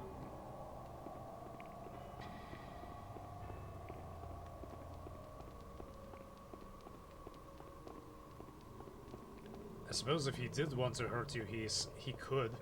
Maybe.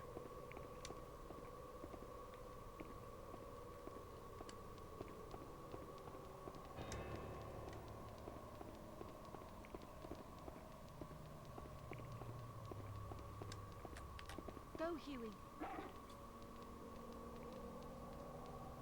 Can you find anything here? There's gotta be something. Nope. Okay. It's not a big deal. Huey.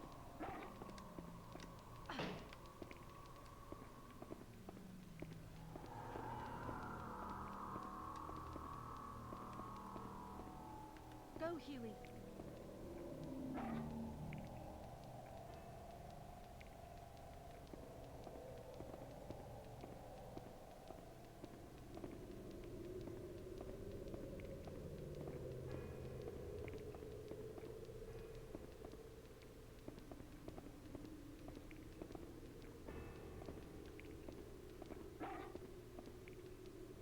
Go, Huey.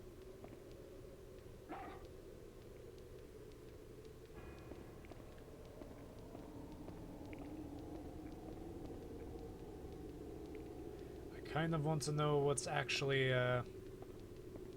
in the darkness, but I'm pretty sure it's a pit or something.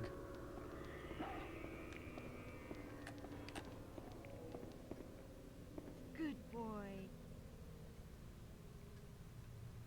Okay, let's get out of here.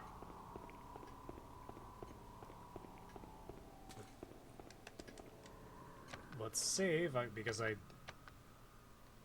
have no inclination to do that again. Over and over and over.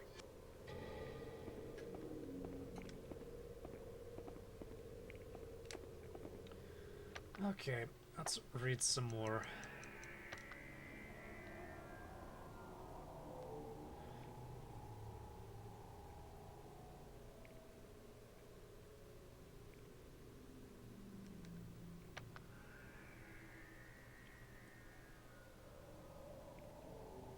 An old mansion lies outside the Valley Castle.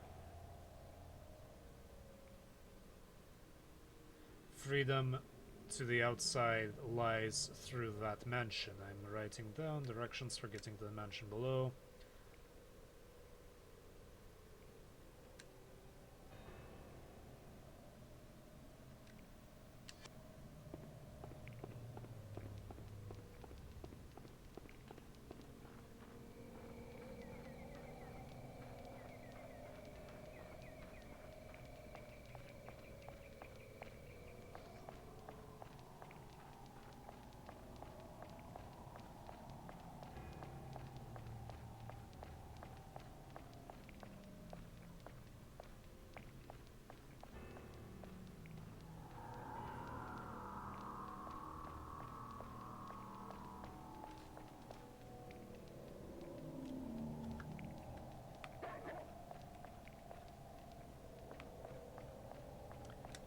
See how bad I messed up this study. Oh yeah, it's wrecked.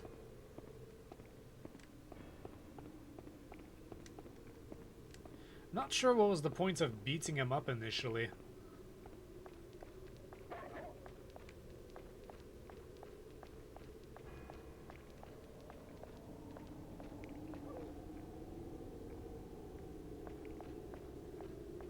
Guess we were just acting weird.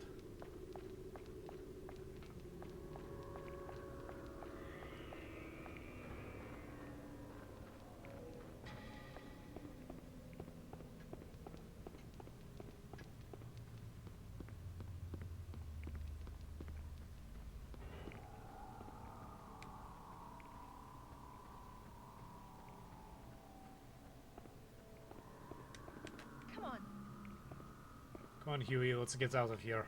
Huey. Huey.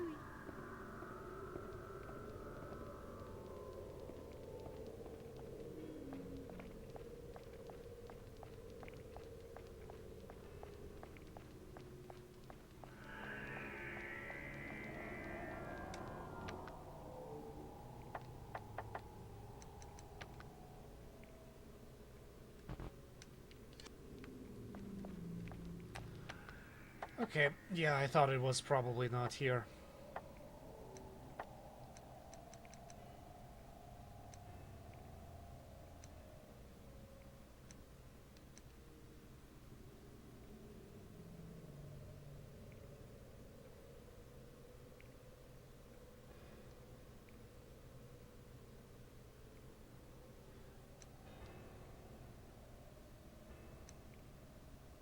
This door is different from the others. There's some sort of design edge to it. This has to mean something.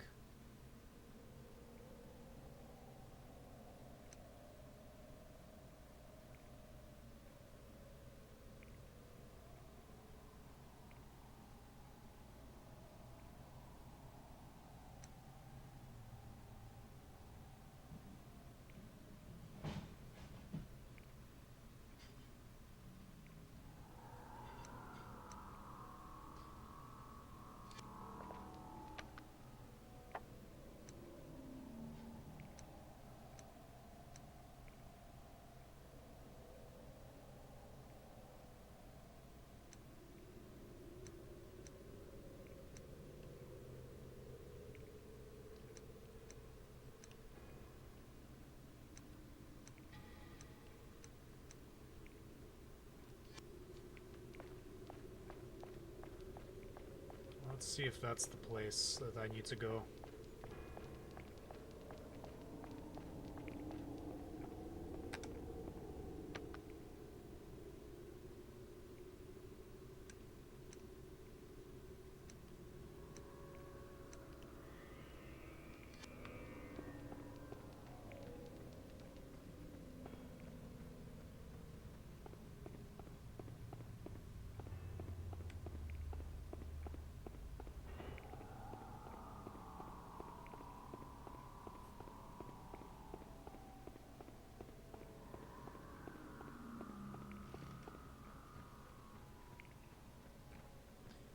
I have an idea. Let's go rifle around what's his name's room.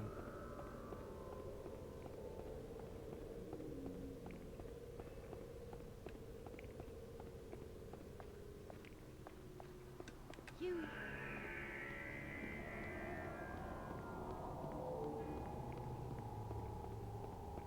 maid's chamber. Can't remember her name.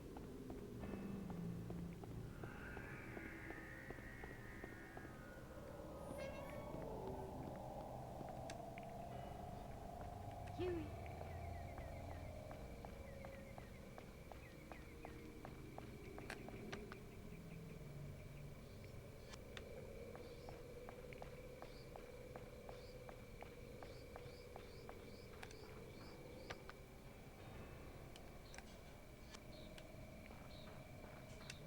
Huey.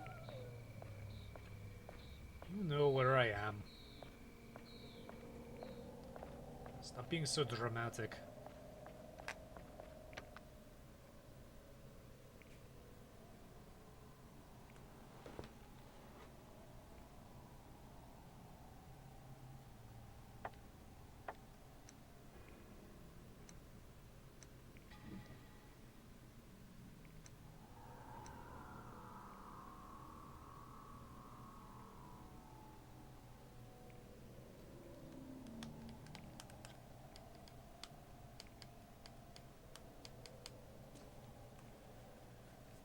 Forgot where that door is supposed to be. I clearly came across it, but completely forgot.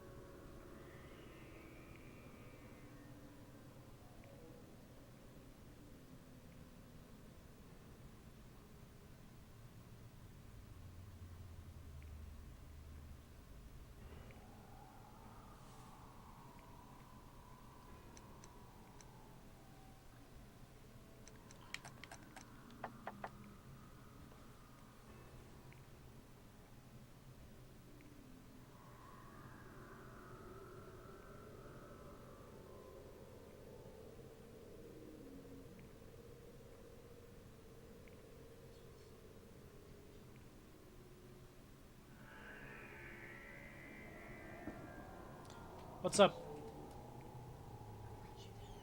Oh, thank you. Scrap it. Smells great.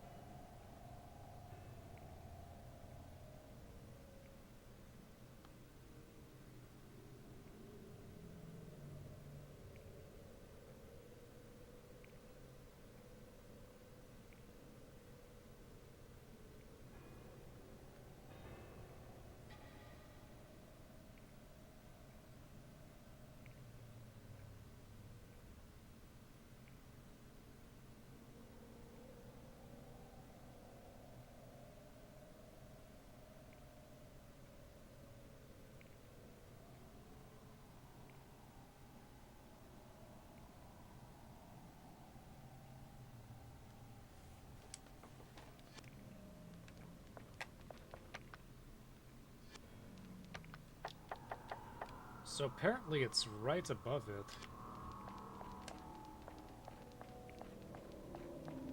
So... I'm going the wrong way.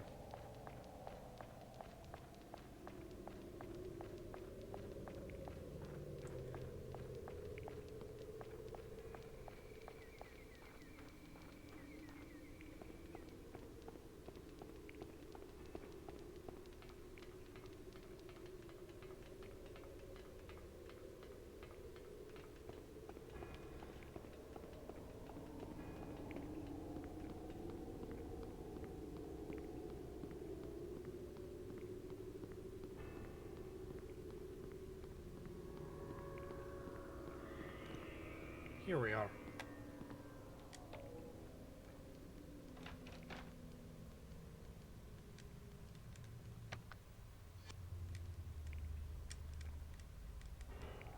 Strange symbol etched to the door.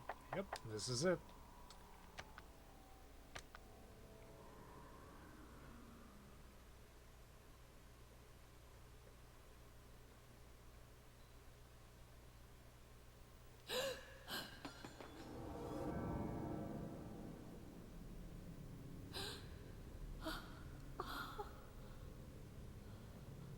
Dinner is served, miss.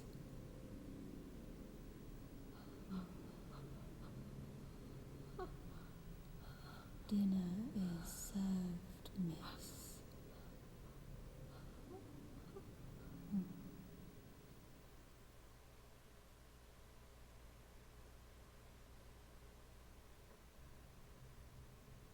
My creator said he made me the perfect woman.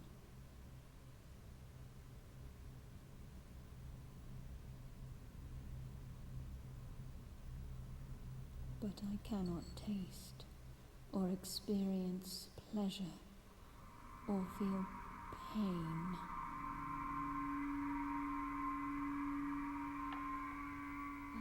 Oh, thanks for the meal.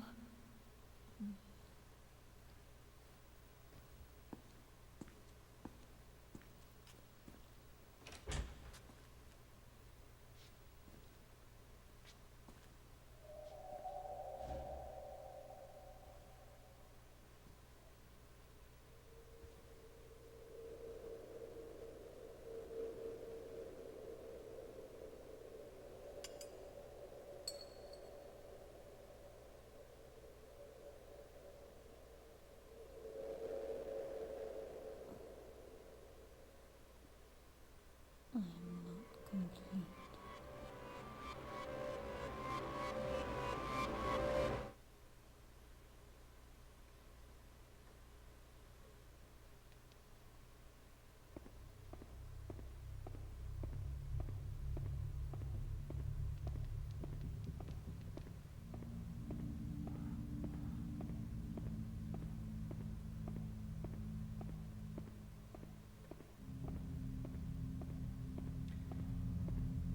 Everybody here is definitely insane.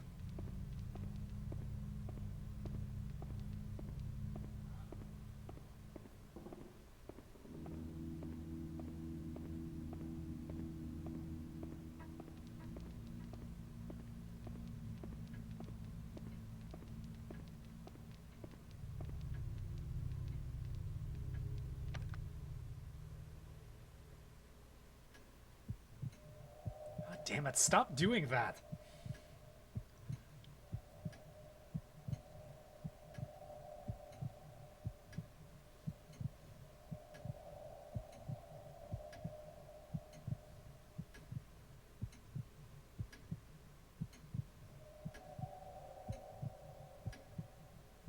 Somebody who can't feel, she's very good at not being detected.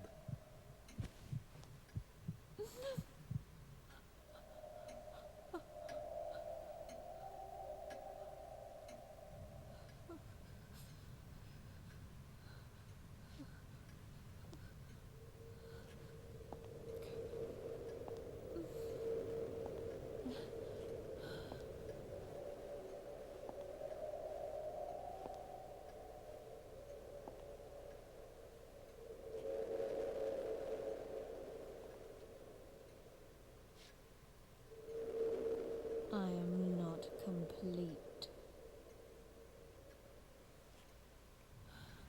Sure thing, lady.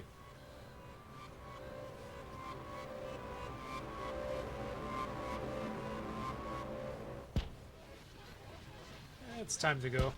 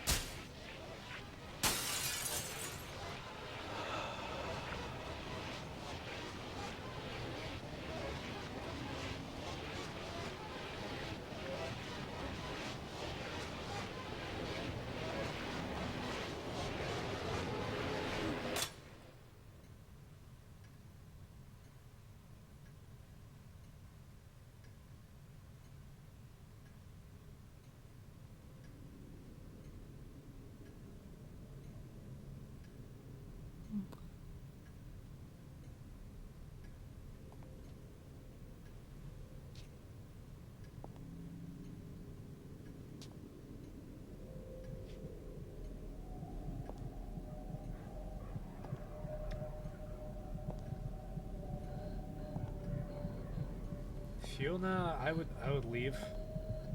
fact, you should have probably left a while ago.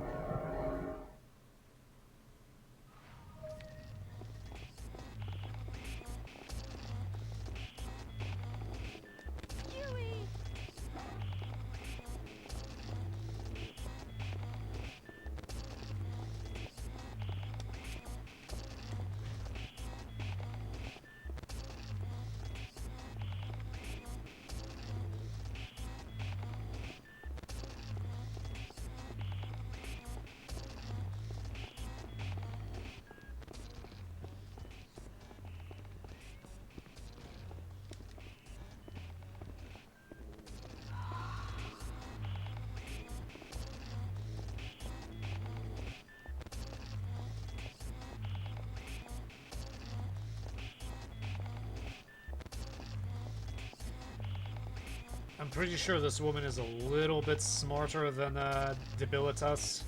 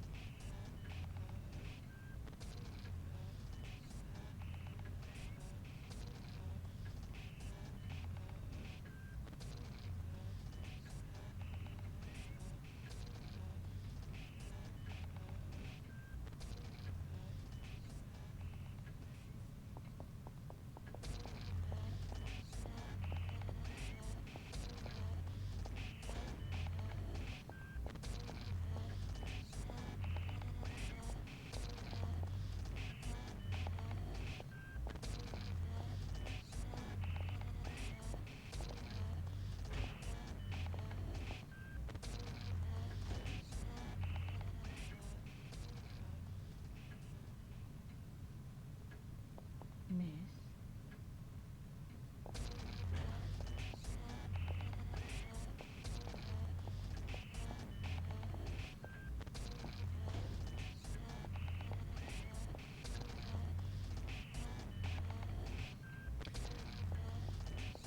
She's just spazzing out right now, I guess.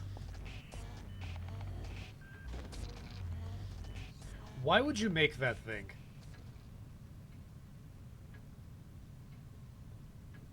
Why? It's a horrible creation.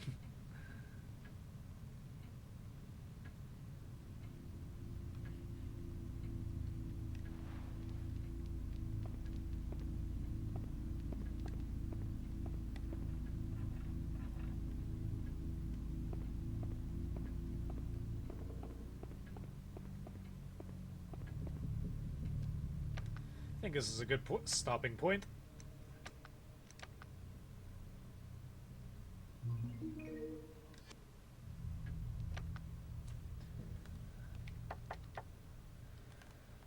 All right.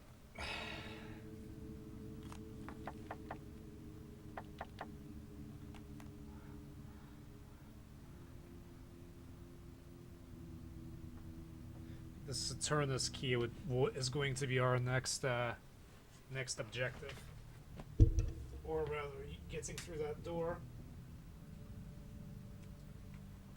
My dinner is probably going to get cold, so it's probably best if I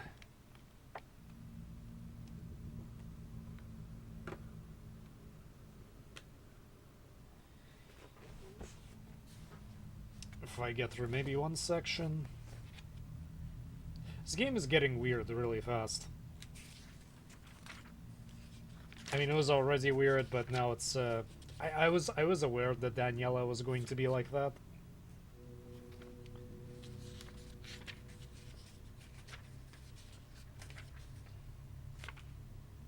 I just didn't expect things to get so weird so fast.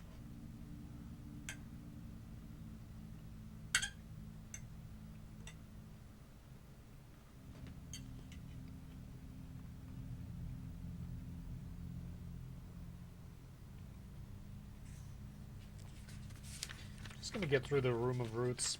I want to get through 2 sections, but it's not even that long.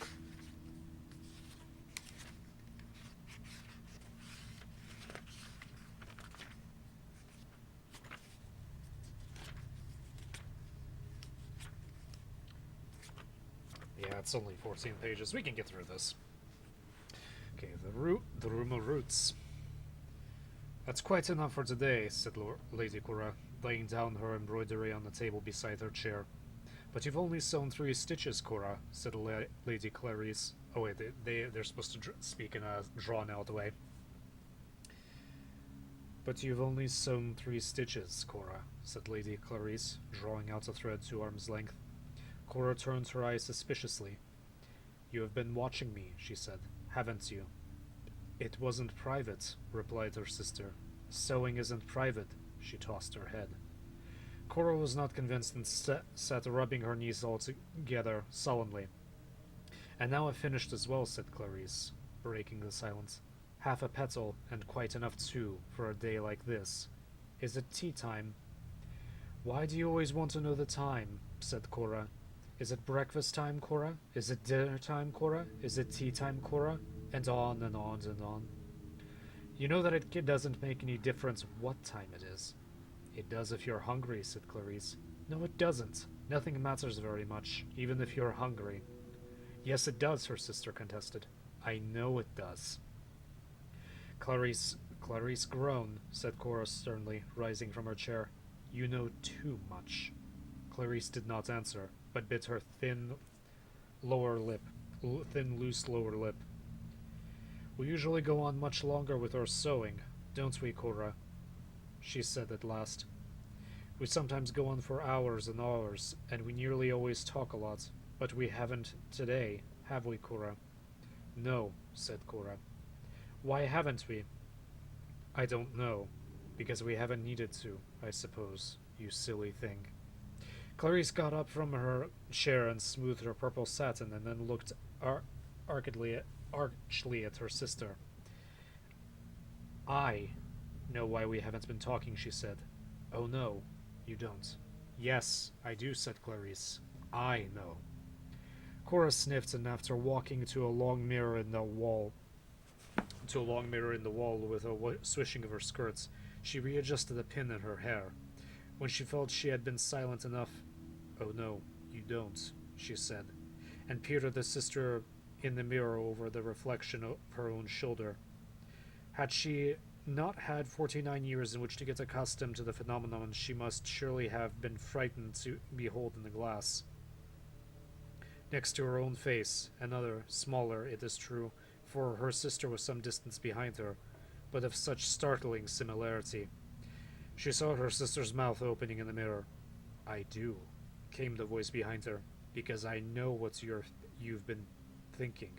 It's easy.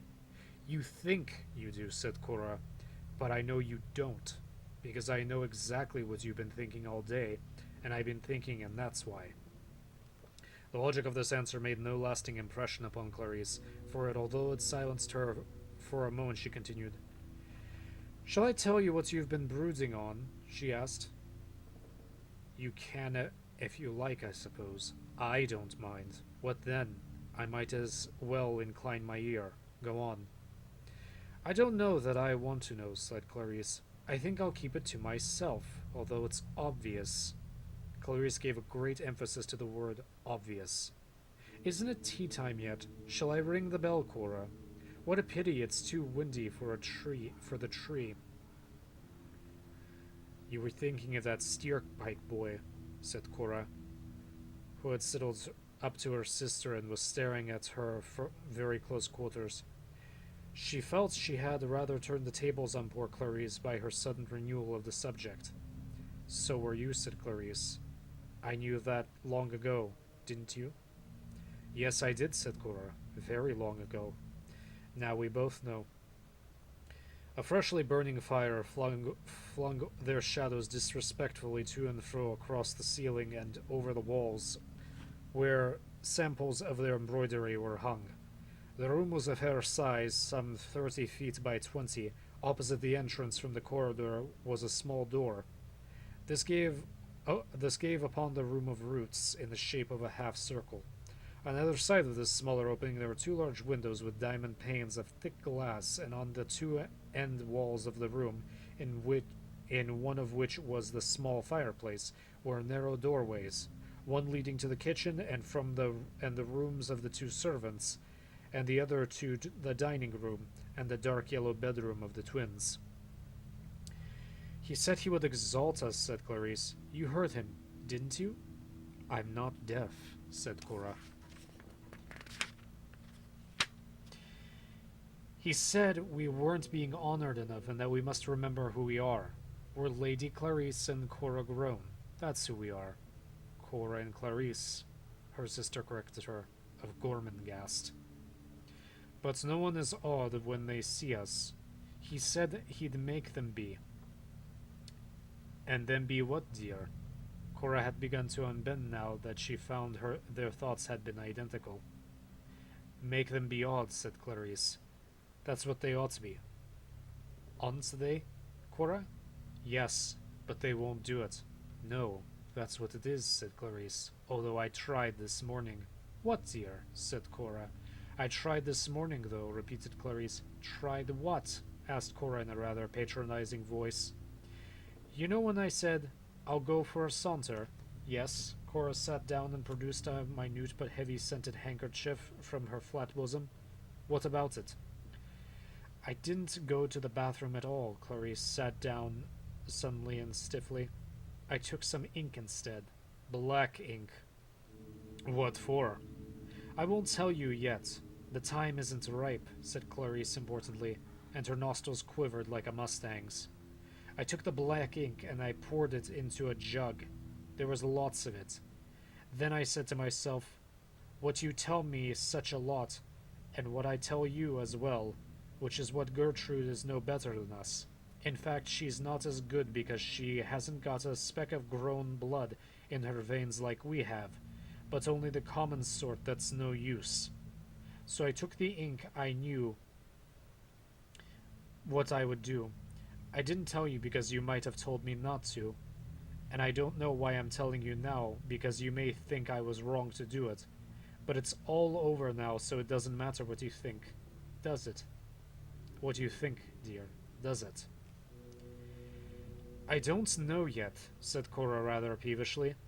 Well, I know that Gertrude had to be in the central hall to receive the 7 most hideous beggars of the outer dwellings and pour lots of oil on them at 9 o'clock.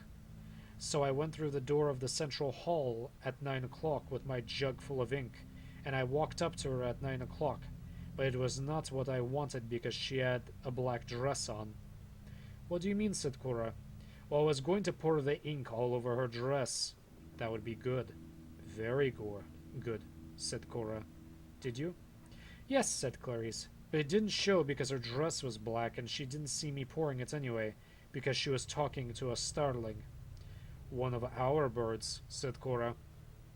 Yes, said Clarice, one of the stolen birds. But the others saw me. They had their mouths open. They saw my decision. But Gertrude didn't, so my decision was no use.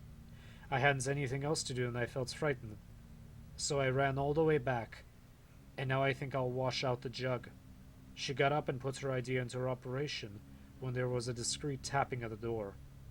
Visitors were very few and far between, and they were too excited for a moment to say, "Come in." Cora was the first to open her mouth, and her blank voice was raised more loudly than she had intended. "Come in!" Clarice was at her side. Their shoulders touched. Their heads were thrust forward as though they were peering out of a window. The door opened and Steerpike entered, an elegant stick with a shiny metal handle under his arm.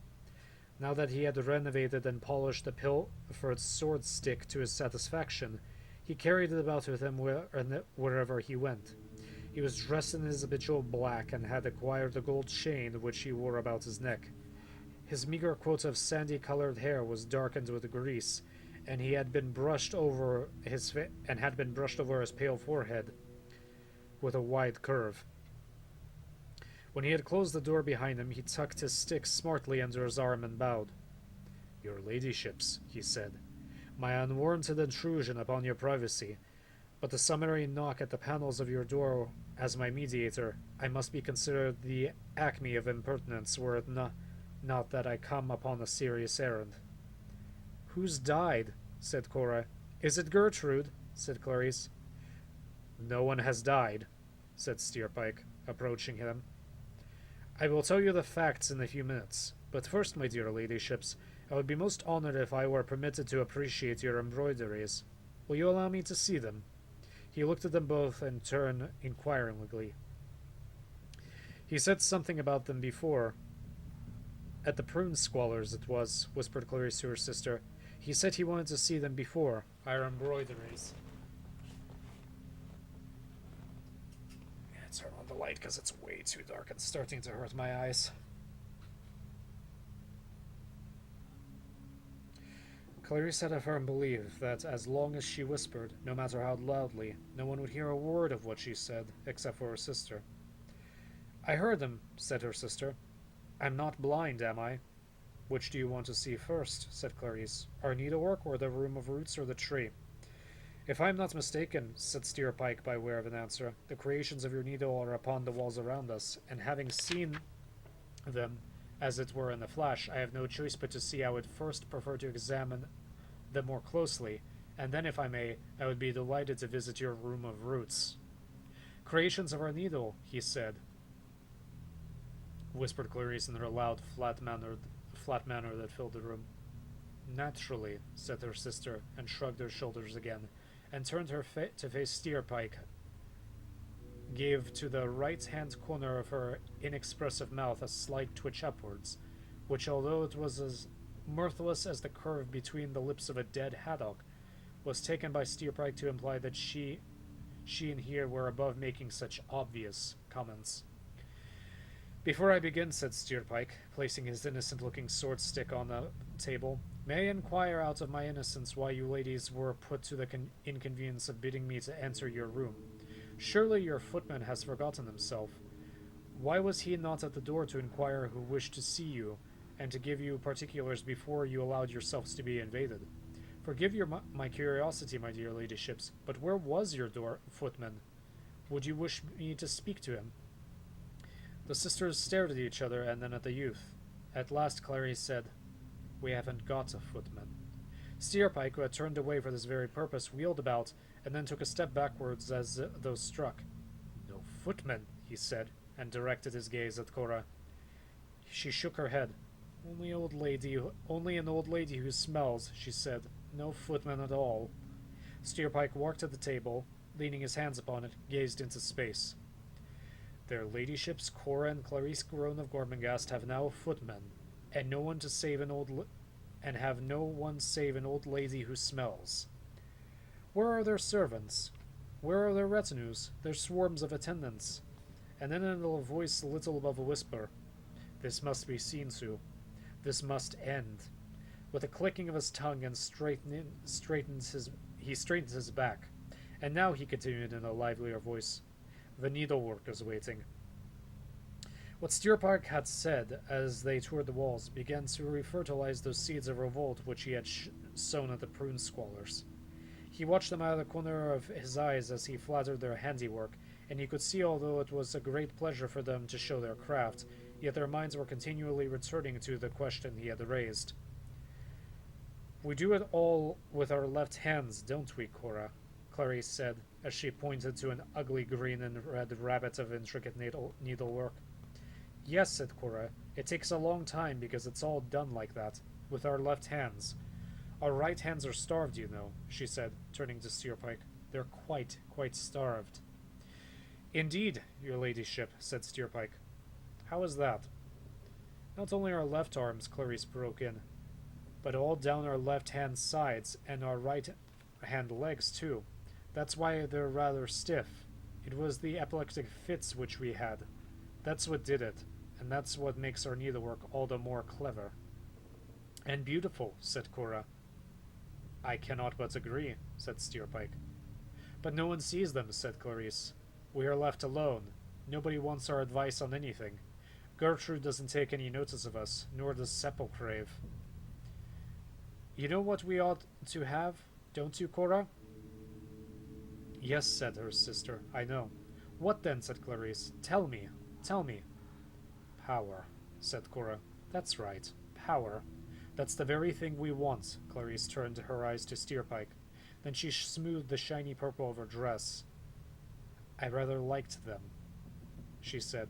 Steerpike, wondering what on earth her thoughts, where on earth her thoughts had taken her, tilted his head on one side as though reflecting upon the truth of her remark. When Cora's voice, like the body of a place, translated into sound, you rather liked what? My convulsions, said Clarice earnestly. When my left arm became starved for the first time, you remember, Cora, don't you? When we had our first fits, I rather liked them. Cora rustled. I don't know why you would like an epileptic fit, but okay. Cora rustled up to her and raised a forefinger in front of her sister's face. Clarice groaned, she said. We finished talking about that long ago. We're talking about power now. Why can't you follow what we're talking about? You are always losing your place. I've noticed that. What about the Room of Roots? Asked Steerpike with an affected gaiety. Why is it called the Room of Roots? I am most intrigued. Don't you know? Came their voices. He doesn't know, said Clarice. You see how we've been forgotten? He didn't know about our Room of Roots. Steerpike was not kept long in ignorance. He followed the two purple ninepins through the door, and after passing through down a short passage, Cora opened a massive door at the far end, whose hinges had been done with a gill of oil apiece, and followed by her sister, entered the Room of Roots. Steerpike, in his turn, stepped over the threshold, and his curiosity was more than assuaged. If the name of the room was unusual, there was no doubt about it being apt. It was certainly a Room of Roots. Not of a few simple separate formations, but of 1,000 branching, writhing, coiling, intertwining, diverging, converging, interlacing limbs, whose origin even Steerpike's quick eyes were unable for some time to discover. He found eventually that the thickening stems converged at a tall, narrow aperture on the far side of the room, through the upper half of which the sky was pouring a gray, amorphous light. It seemed at first as though it would be impossible to stir at all in this convoluting meshwork, but Steerpike was amazed to see that the twins were moving about freely in the labyrinth. Years of experience had taught them the possible approaches to the window. They had already reached it and were looking out into the evening. Steerpike had made an attempt at following them, but was inextricably lost in the writhing maze. Whenever he turned, he was faced with a network of weird arms that rose and fell, dipped and clawed, motionless yet alive with serpentine rhythms. Yet the roots were dead. Once the room must have been filled with earth, but now suspended for the most part in the higher reaches of the chamber, the thread-like extremities clawed impotently in the air. Nor was it enough that Steerpike should find a room so incongruously monopolized, but that every one of these twisting terminals should be hand-painted was even more astonishing. The various main limbs and their wooden tributaries, even down to the minutest rivule of root, were painted in their own special colors, so that it appeared as though 7 colored bulls had forced their leafless branches through the windowed yellow, red, and green, violet, and pale blue, coral pink, and orange. The concentration of effort needed for the execution of this work must have been considerable, let alone the almost superhuman difficulties and vexations that it must have resulted from the efforts to establish, among the labyrinthic entanglements of the finer roots, which tendril belonged to which branch to which limb, and which limb to which trunk, for only after discovering its source could its correct color be applied. The idea had been that the birds, on entering, should choose those roots whose colors most nearly approximated their own plumage, or if they had preferred to nest among roots whose hue was complementary to their own. The work had taken the sisters over 3 years, and yet when all had been completed, the project for which this work had been designed had proven to be empty. The room of roots a failure, their hopes frozen. From this mortification the twins had never fully recovered. It was true that the room, as a room, gave them pleasure, but the birds never approached it, let alone settled and nested there. Was a festering sore at the back of what minds they had. Against this nagging disappointment was the positive pride which they felt in having room of roots at all. And not only the roots, but illogically enough the tree whose branches had once drawn sustenance into its highest twigs, and long ago burst forth each April with its emerald jets. It was this tree that was their chief source of satisfaction, giving them the sense of that distinction which they were now denied. They turned their eyes from its branches and looked around for Steerpike. He was still not unraveled. "Can you assist me, my dear ladyships?" he called, peering through a skein of purple fibers. "Why don't you come to this window?" said Clarice. "He can't find the way," said Cora. "Can't he? I don't see why not," said Clarice. "Because he can't," said Cora. "Go and show him." "All right, but he must be very stupid," said Clarice, walking through the dense wall of roots which seemed to open up before her and close behind her back. When she reached Steerpike, she walked past him, and it was only by practically treading on her heels that he was able to thread his way towards the window. At the window there was a little more space, for the 7 stems which wedged their way through its lower half protruded some 4 feet into the room before beginning to divide and subdivide. Alongside the window there were steps that led up to a small platform which rested on the thick horizontal stems. "Look outside," said Cora directly. Steerpike. "Look outside," said Cora directly. Steerpike. "I think this is a typo." "Look outside," said Cora directly. Steerpike arrived. "And you'll see it." Steerpike climbed a few steps and saw the main trunk of the tree floating out horizontally into space, and then running up to a great height. As he saw it, he recognized it as the tree he had studied from the rooftops, half a mile away near the stone sky field. He saw now what had seemed a perilous balancing act on the part of the distant figures was in reality safe enough to exercise, for the bowl was conveniently flat on its upper surface when it reached that point where it began to ascend and branch out. The wooden highway spread into an area that would easily have accommodated 10 or 12 people standing in a close group. "Definitely a tree," he said. "I am all in favor of it. Has it been dead for as long as you can remember?" "Of course," said Clarice. "We're not as old as that," said Cora. And as this was the first joke she had made for over a year, she tried to smile, but her facial muscles had become, through long neglect, unusable. "Not so old as what?" said Clarice. "You don't understand," said Cora. You are much slower than I am. I've noticed that." Let's see how the next section is. Not long at all. Let me eat a little bit. This food is getting cold.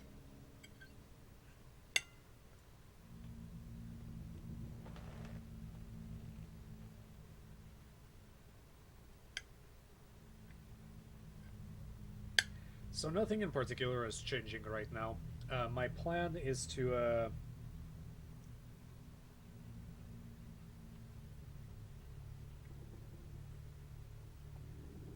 trying to eat this food that's chilled down a bit. Same plan for now. I'm gonna make a decision probably by tomorrow evening. On Friday, I'm going to continue playing this, so we're dealing with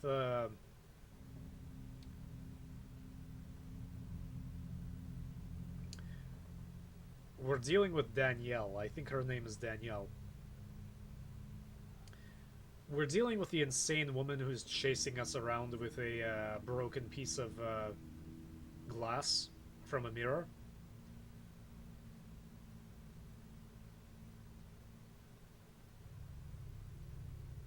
I don't know how long this game is going to last. I assume that it's going to be a few more sessions, so maybe by Friday I will have to next Friday I will have to make a decision as to what I'm going to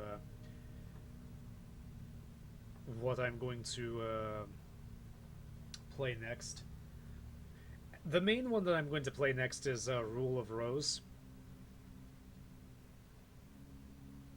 I think that one's going to be the more difficult one of these three. Kuon was fairly simple. Haunting Ground is a lot more complex. Well, it came out, I believe, a year after this, and Rule of Rose came out not long after Haunting Ground.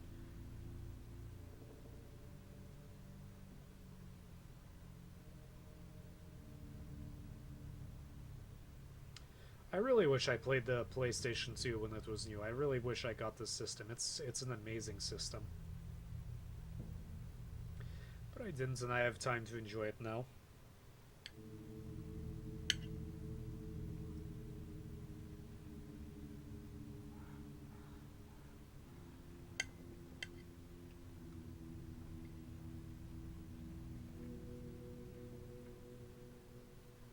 I'm really enjoying the soundtrack.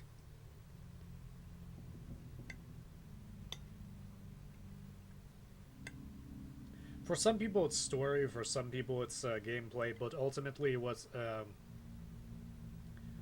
I found that I enjoy the most about games in general is the soundtrack can sell it for me. I actually ended up pre-ordering Final Fantasy 13 because of the soundtrack, which I know people have their opinions on Final Fantasy 13, but Final Fantasy 13 was the game that actually made me start caring about Final Fantasy. I think the game I played right after that was Final Fantasy VIII, but I think I'm gonna have to give that game another shot because I didn't get all the Aeons or whatever, or summons or whatever they're called in that game, and I never finished all the side quests in Final Fantasy 13, which I'll have to dig that out from my Xbox again.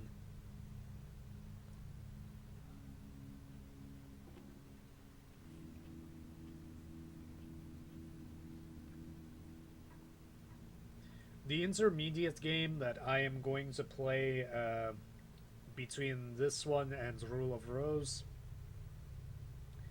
I honestly have no idea. I was thinking maybe an old game. I was thinking about maybe Beneath a Steel Sky, the original one from the 90s. I actually have a sealed copy of that game. One thing I wanted to do on my YouTube channel was do unboxings. There's several people who do this, but I feel like there's a lot of people don't really know how to do unboxings. I know people will probably make complaints about how I do streams, and I'm open to suggestions, but there's just I feel like there's a certain thing you need to do with unboxings, and you're really, first off, I've noticed a lot of unboxings or unpackagings or whatever you want to call them, where for whatever reason the camera is facing the person doing the unboxing rather than the item. And I feel like this kind of misses the point of the unboxing, unless I don't know, the people watching their channel are all about seeing the person actually do the unboxings rather than seeing the unboxing itself. I also think it's easier to, while you're unboxing it, to spread out, and that lets the person who's watching keep track of it. Anyway, there are a lot of things that I have that are sealed. I wasn't always into collecting sealed objects, but after being burned many times by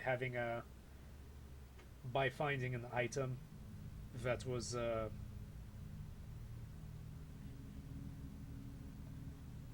supposedly complete, and then I saw an unboxing and saw that it was missing tons of minor paperwork.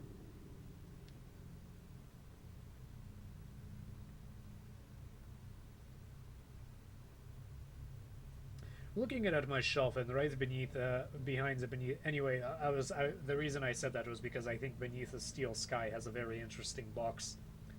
It has like a steel slipcover, and it has cubes, not cubes, but rectangular holes cut into the cut into the slipcover, and you can see the rust pattern box underneath.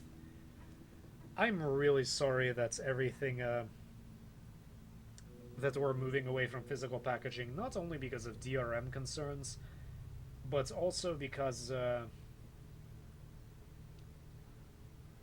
feel that packaging is a big part of game art, and having all those physical fun things that came with it, like posters and everything. And now things that come in physical packaging, even console games, don't have a manual, which is honestly something that puzzles me. I mean, I realized there was a point where the manual was just a simple fold-out, but now they don't even bother with that anymore. If there is anything useful, they just print it on the opposite side of the cover art.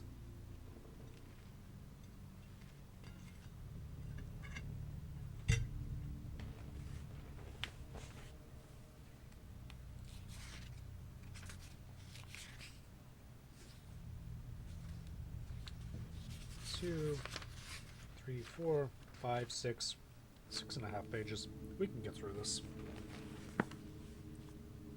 I think I preferred the original music. This is much more tense and ominous, but after being chased around by an insane lady with glass, I think that's fair. Inklings of glory. I want some tea, said Clarice, and leading the way, she performed the miraculous journey through the room once more.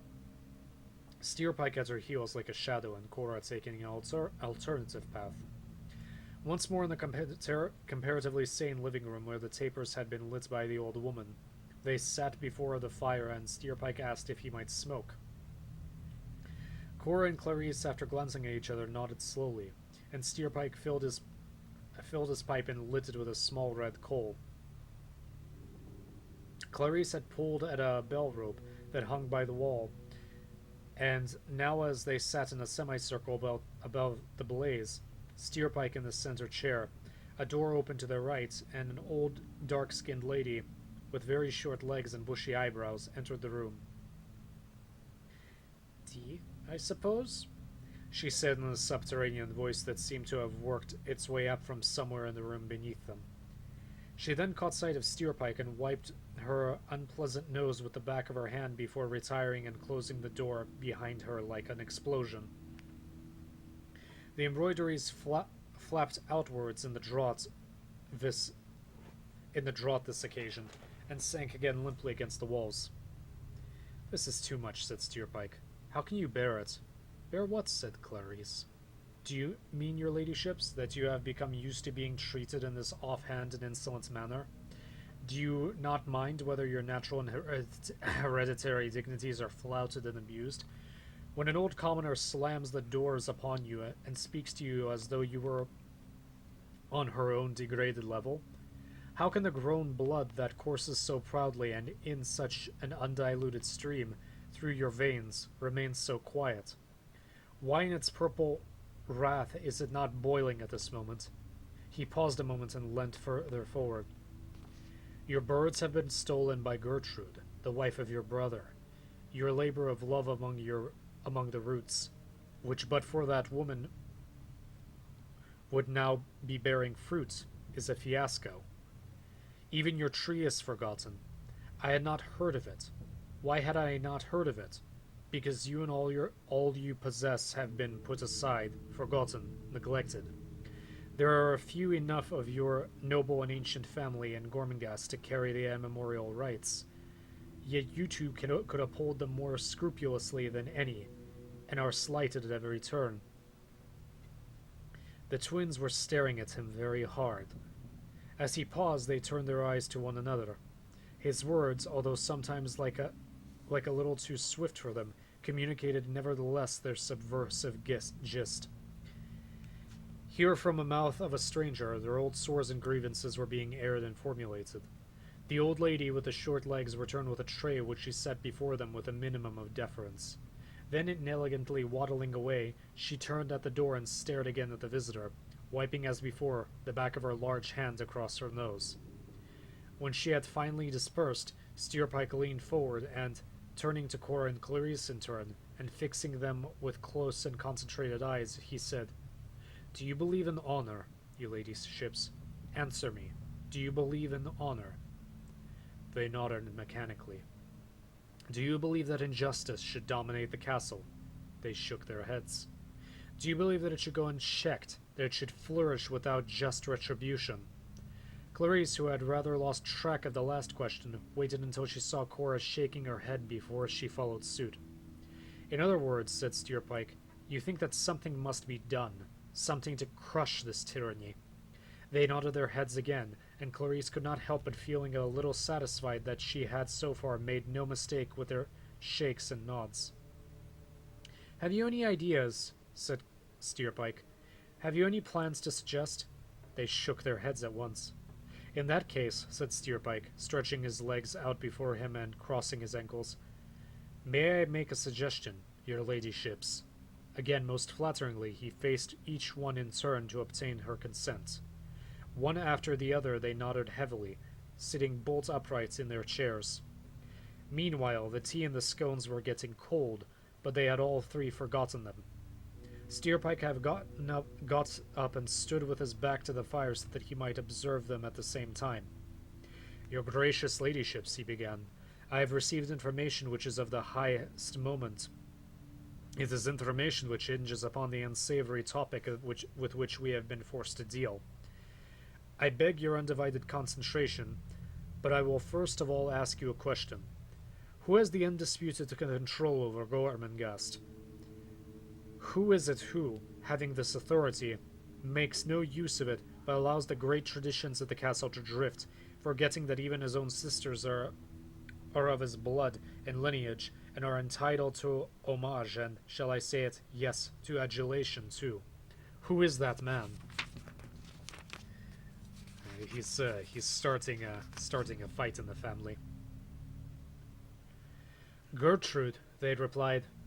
"Come, come," said Steerpike, raising his eyebrows. "Who is it that forgets even his own sisters?" "Who is it, your ladyships?" "Sepulchrave," said Cora. "Sepulchrave," said Clarice. They had become agitated and excited by now, although they did not show it, and had lost control over what little circumspection they had ever possessed. Every word that Steerpike uttered they swallowed whole. "Lord Sepulchrave," said Steerpike. After a pause, he continued, "If it were not that you were his sisters, and of the family, how would I dare speak in this way of the Lord of Gormenghast? But it is my duty to be honest. Lady Gertrude has slighted you, but who could make amends? Who has the final power but your brother? In my efforts to re-establish you, and make this south wing once again alive with your servants, it must be remembered that it was your selfish brother who must be reckoned with." "He is selfish, you know," said Clarice. "Of course he is," said Cora. "Thoroughly selfish. What shall we do? Tell us! Tell us!" "In all battles, whether of wits or of war," said Steerpike, "the first thing to do is to take the initiative and strike hard. And to strike hard." "Yes," said Cora, who had reached the edge of her chair and was stroking her smooth, heliotrope knees in quick, continual movements which Clarice emulated. "One must choose where to strike," said Steerpike. "And it is obvious that to strike at the most vulnerable nerve center of the opponent is the shrewdest preliminary measure. There must be no half-heartedness. It is all or nothing." "All or nothing," said Clarice. "And now you must tell me, dear ladyships, what is your brother's main interest?" They went on, smoothing their knees. "Is it not literature?" said Steerpike. "Is he not a great lover of books?" They nodded. "He's very clever," said Cora. "But he reads it all in books," said Clarice. "Exactly." Steerpike followed quickly upon this. "Then if he lost his books, he would be all but defeated. If the center of his life were destroyed, he would be but a shell. As I see it, your ladyships, it is at his library that our first thrust must be directed. You must have your rights, he said. He added hotly. It is only fair that you should have your rights. He took a dramatic step towards the Lady Cora groan. He raised his voice. My Lady Cora groaned. Do you not agree? Cora had been sitting on the extreme edge of her chair in her excitement, now rose and nodded her head so violently as to throw her hair into convulsion. Clarice, on being asked, followed her sister's example, and Steerpike relit his pipe from the fire and kneeled against the mantelpiece for a few moments, sending out wreaths of smoke from between his thin lips. You have helped me a great deal, your ladyships, he said at last, drawing at his stubby pipe and watching a smoke ring float to the ceiling. You are prepared, I'm sure, for the sake of your own honor, to assist me further in my struggle for your deliverance. He understood from the movements of their perched bodies that they agreed that this was so. The question that arises in that case, said Steerpike, is how we dispose of your brother's books and thereby bring home to him his irresponsibilities. Responsibilities, not irresponsibilities. What do you feel is the obvious method of destroying a library full of books? Have you been to his library lately, your ladyships? They shook their heads. How would you proceed, Lady Cora? What method would you use to destroy 100,000 books? Steerpike removed his pipe from his lips and gazed intently up at her. I'd burn them, said Cora. This was exactly what Steerpike wanted her to say, but he shook his head. That would be difficult. What would we burn it with? With fire, said Clarice. But how would we start the fire, Lady Clarice? Said Steerpike, pretending to look perplexed. Straw, said Cora. That is a possibility, said Steerpike, smoking his chin. I wonder if your idea would work swiftly enough. Do you think it would? Yes, yes, said Clarice. Straw is lovely to burn. But it would catch the books, persisted Steerpike. All on its own? There would have to be a great deal of it. Would it be quick enough? What's the hurry? Said Cora. It must be done swiftly, said Steerpike. Otherwise the flames might be put out by busybodies. I love fires, said Clarice. But we oughtn't to burn down Sepulchre's library, ought we? Steerpike had expected, sooner or later, that one of them would feel conscience-stricken, and he had retained his trump card. Lady Cora, he said, sometimes one has to do things which are unpalatable. When great issues are involved, one can't toy with the situation in silk gloves. No. We are making history and we must be stalwart. Do you recall how when I first came in I told you that I had received information? You do? Well, I will now divulge what has come to my ears. Keep calm and steady. Remember who you are. I shall look after your interests. Have no fear. But at this moment sit down. Will you, and attend? You tell me that you have been treated badly for this and for that, but only listen now to the latest scandal that is being repeated below stairs. They aren't being asked, everyone is saying. They haven't been asked. Asked what? Said Clarice. Or where? Said Cora. To the great gathering which your brother is calling. At this great gathering, the details for a party for the new heir to Gormenghast, your nephew Titus, will be discussed. Everyone of importance is going. Even the prune squallers are going. It is the first time for many years that your brother has become so worldly as to call the members of his family together. He has, it is said, many things which he wishes to talk of in connection with Titus, and in my opinion, this great gathering in a week's time will be of prime importance.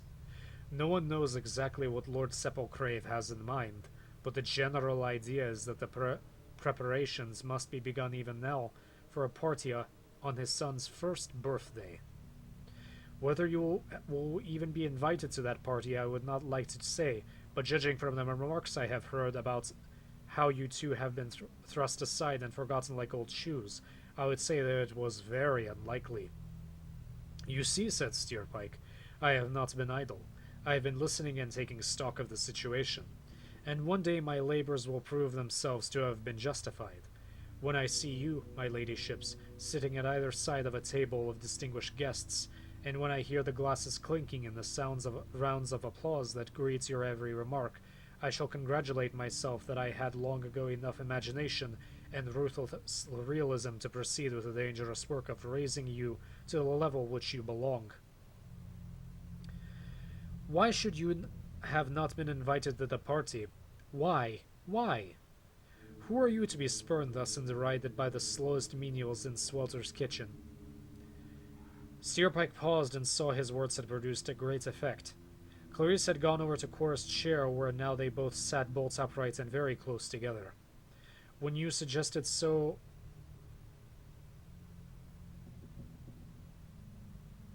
Sorry. Perspicaciously, just now, that the solution to this insufferable state of affairs lay in the destruction of your brother's cumbersome library.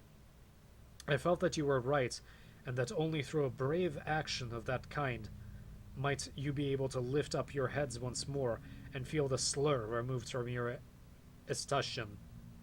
The idea of your spelt genius. I appeal to your ladyships to do what you feel to be consistent with your honor and your pride. You are not old, your ladyships. Oh no, you are not old. But are you young? I should like to feel what years you have left will be filled with glamorous days and romantic nights. Shall it be so? Shall we take the step towards justice? Yes or no, my dear ladies, yes or no? They got up together. Yes, they said, we want power back. We want our servants back and justice back and everything back. Cora said slowly, a counterpoint of intense excitement weaving through that flat foreground of her voice. And romantic nights, said Clarice. I'd like that. Yes, yes, burn, burn, she continued loudly, her flat bosom beginning to heave up and down like a machine. Burn, burn, burn. When? Said Cora. When can we burn it up? Steerpike held his hand to quiet them, but they took no notice, only leaning forward, holding each other's hands and crying in their dreadful, emotionless voices. Burn, burn, burn, burn, burn, until they had exhausted themselves. Steerpike had not flinched under this ordeal. He now realized more completely than before why they were ostracized from the normal activities of the castle. He had known they were slow, but he had not known that they could behave like this. He changed his tone. Sit down, he rapped out. Both of you sit down. They complied at once, and although they were taken aback at the peremptory nature of this order, he could see that he now had complete control over them, and though his inclination was to show his authority and taste for the first time the sinister delights of his power, yet he spoke to them gently, for, first of all, the library must be burned for a reason of his own. After that, with such a dreadful hold over them, he could relax for a time and enjoy a delicious dictatorship in the South Wing. In 6 days' time, your ladyships, he said, fingering his gold chain, on the evening before the great gathering to which you have not been invited. The library will be empty, and you may burn it to the ground. I shall prepare the incendiaries and will school you in all the details later, but on the great night itself, when you see me give the signal, you will set fire at once to the fuel, and will make your way immediately to this room. Can't we watch it burn? Said Cora. Yes, Clarice. Can't we? Yes, said Clarice. Can't we? From your tree, said Steerpike. Do you want to be found out? No, they said. No, no. Then you can watch it from your tree and be quite safe. I will remain in the woods so that I can see that nothing goes wrong. Do you understand? Yes, they said. Then we'll have power, won't we? The unconscious irony of this caused Steerpike's lip to lift, but he said, Your ladyships will then have power. And approaching them, he in turn kissed the tips of their fingers. Picking up the sword stick from the table, he walked swiftly to the door, where he bowed. Before he opened it, he said, We are the only ones who know. The only ones who will ever know. Aren't we? Yes, they said. Only us. I will return within a day or two, said Steerpike, and give you the details. Your honor must be saved. He did not say good night, but opened the door and disappeared into the darkness. The next section is called Preparations for Arson. So that's it for now. Very exciting book. Can't wait to read more of it. But that's it for now. We are again over 3 hours. We didn't go to nearly the 4-hour mark that we did last time. So once again, thank you for watching, and I will come back on Friday. As I mentioned before, I am thinking about a Friday, Saturday, Sunday schedule. If that is the case, I'm not sure whether I'm just going to jump right into it, because that is going to be a massive investment of time for the week, or if I'm just going to rest. I may do this for the next game, but Haunting Ground is way too good, so I may just go ahead and I might actually start this weekend. I'll make a decision by tomorrow evening. Depending what I have to do this weekend. I might have something to do. Probably not, but I might. Let's see, what else?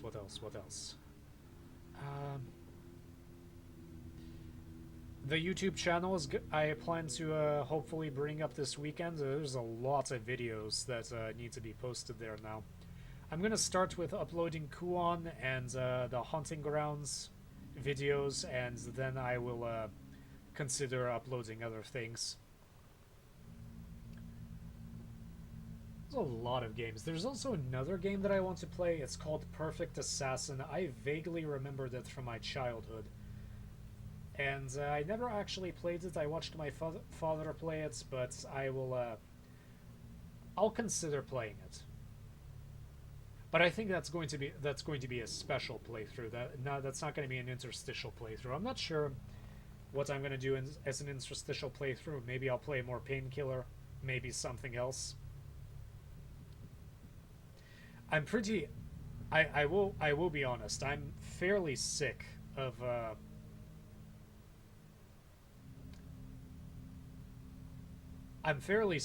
playing Company of Heroes, and I think I need a break from Killing Floor, even though they're releasing some more content. I think I'm going to take a break from Killing Floor. I'm not sure about Company of Heroes too, but I can't. I'm having difficulties dealing with that game. The players just grow worse and worse every time. I keep giving it a chance, but it just isn't working out. I'll try playing in the evening, because I think it's because in the morning I play, and it's just certain types of people who play in the morning and in the afternoon, compared to those who play in the evening. But I would rather play other games. There's a lot of games, and I want to get through them. Anyway, once again, thank you for watching, and I will see you on Friday.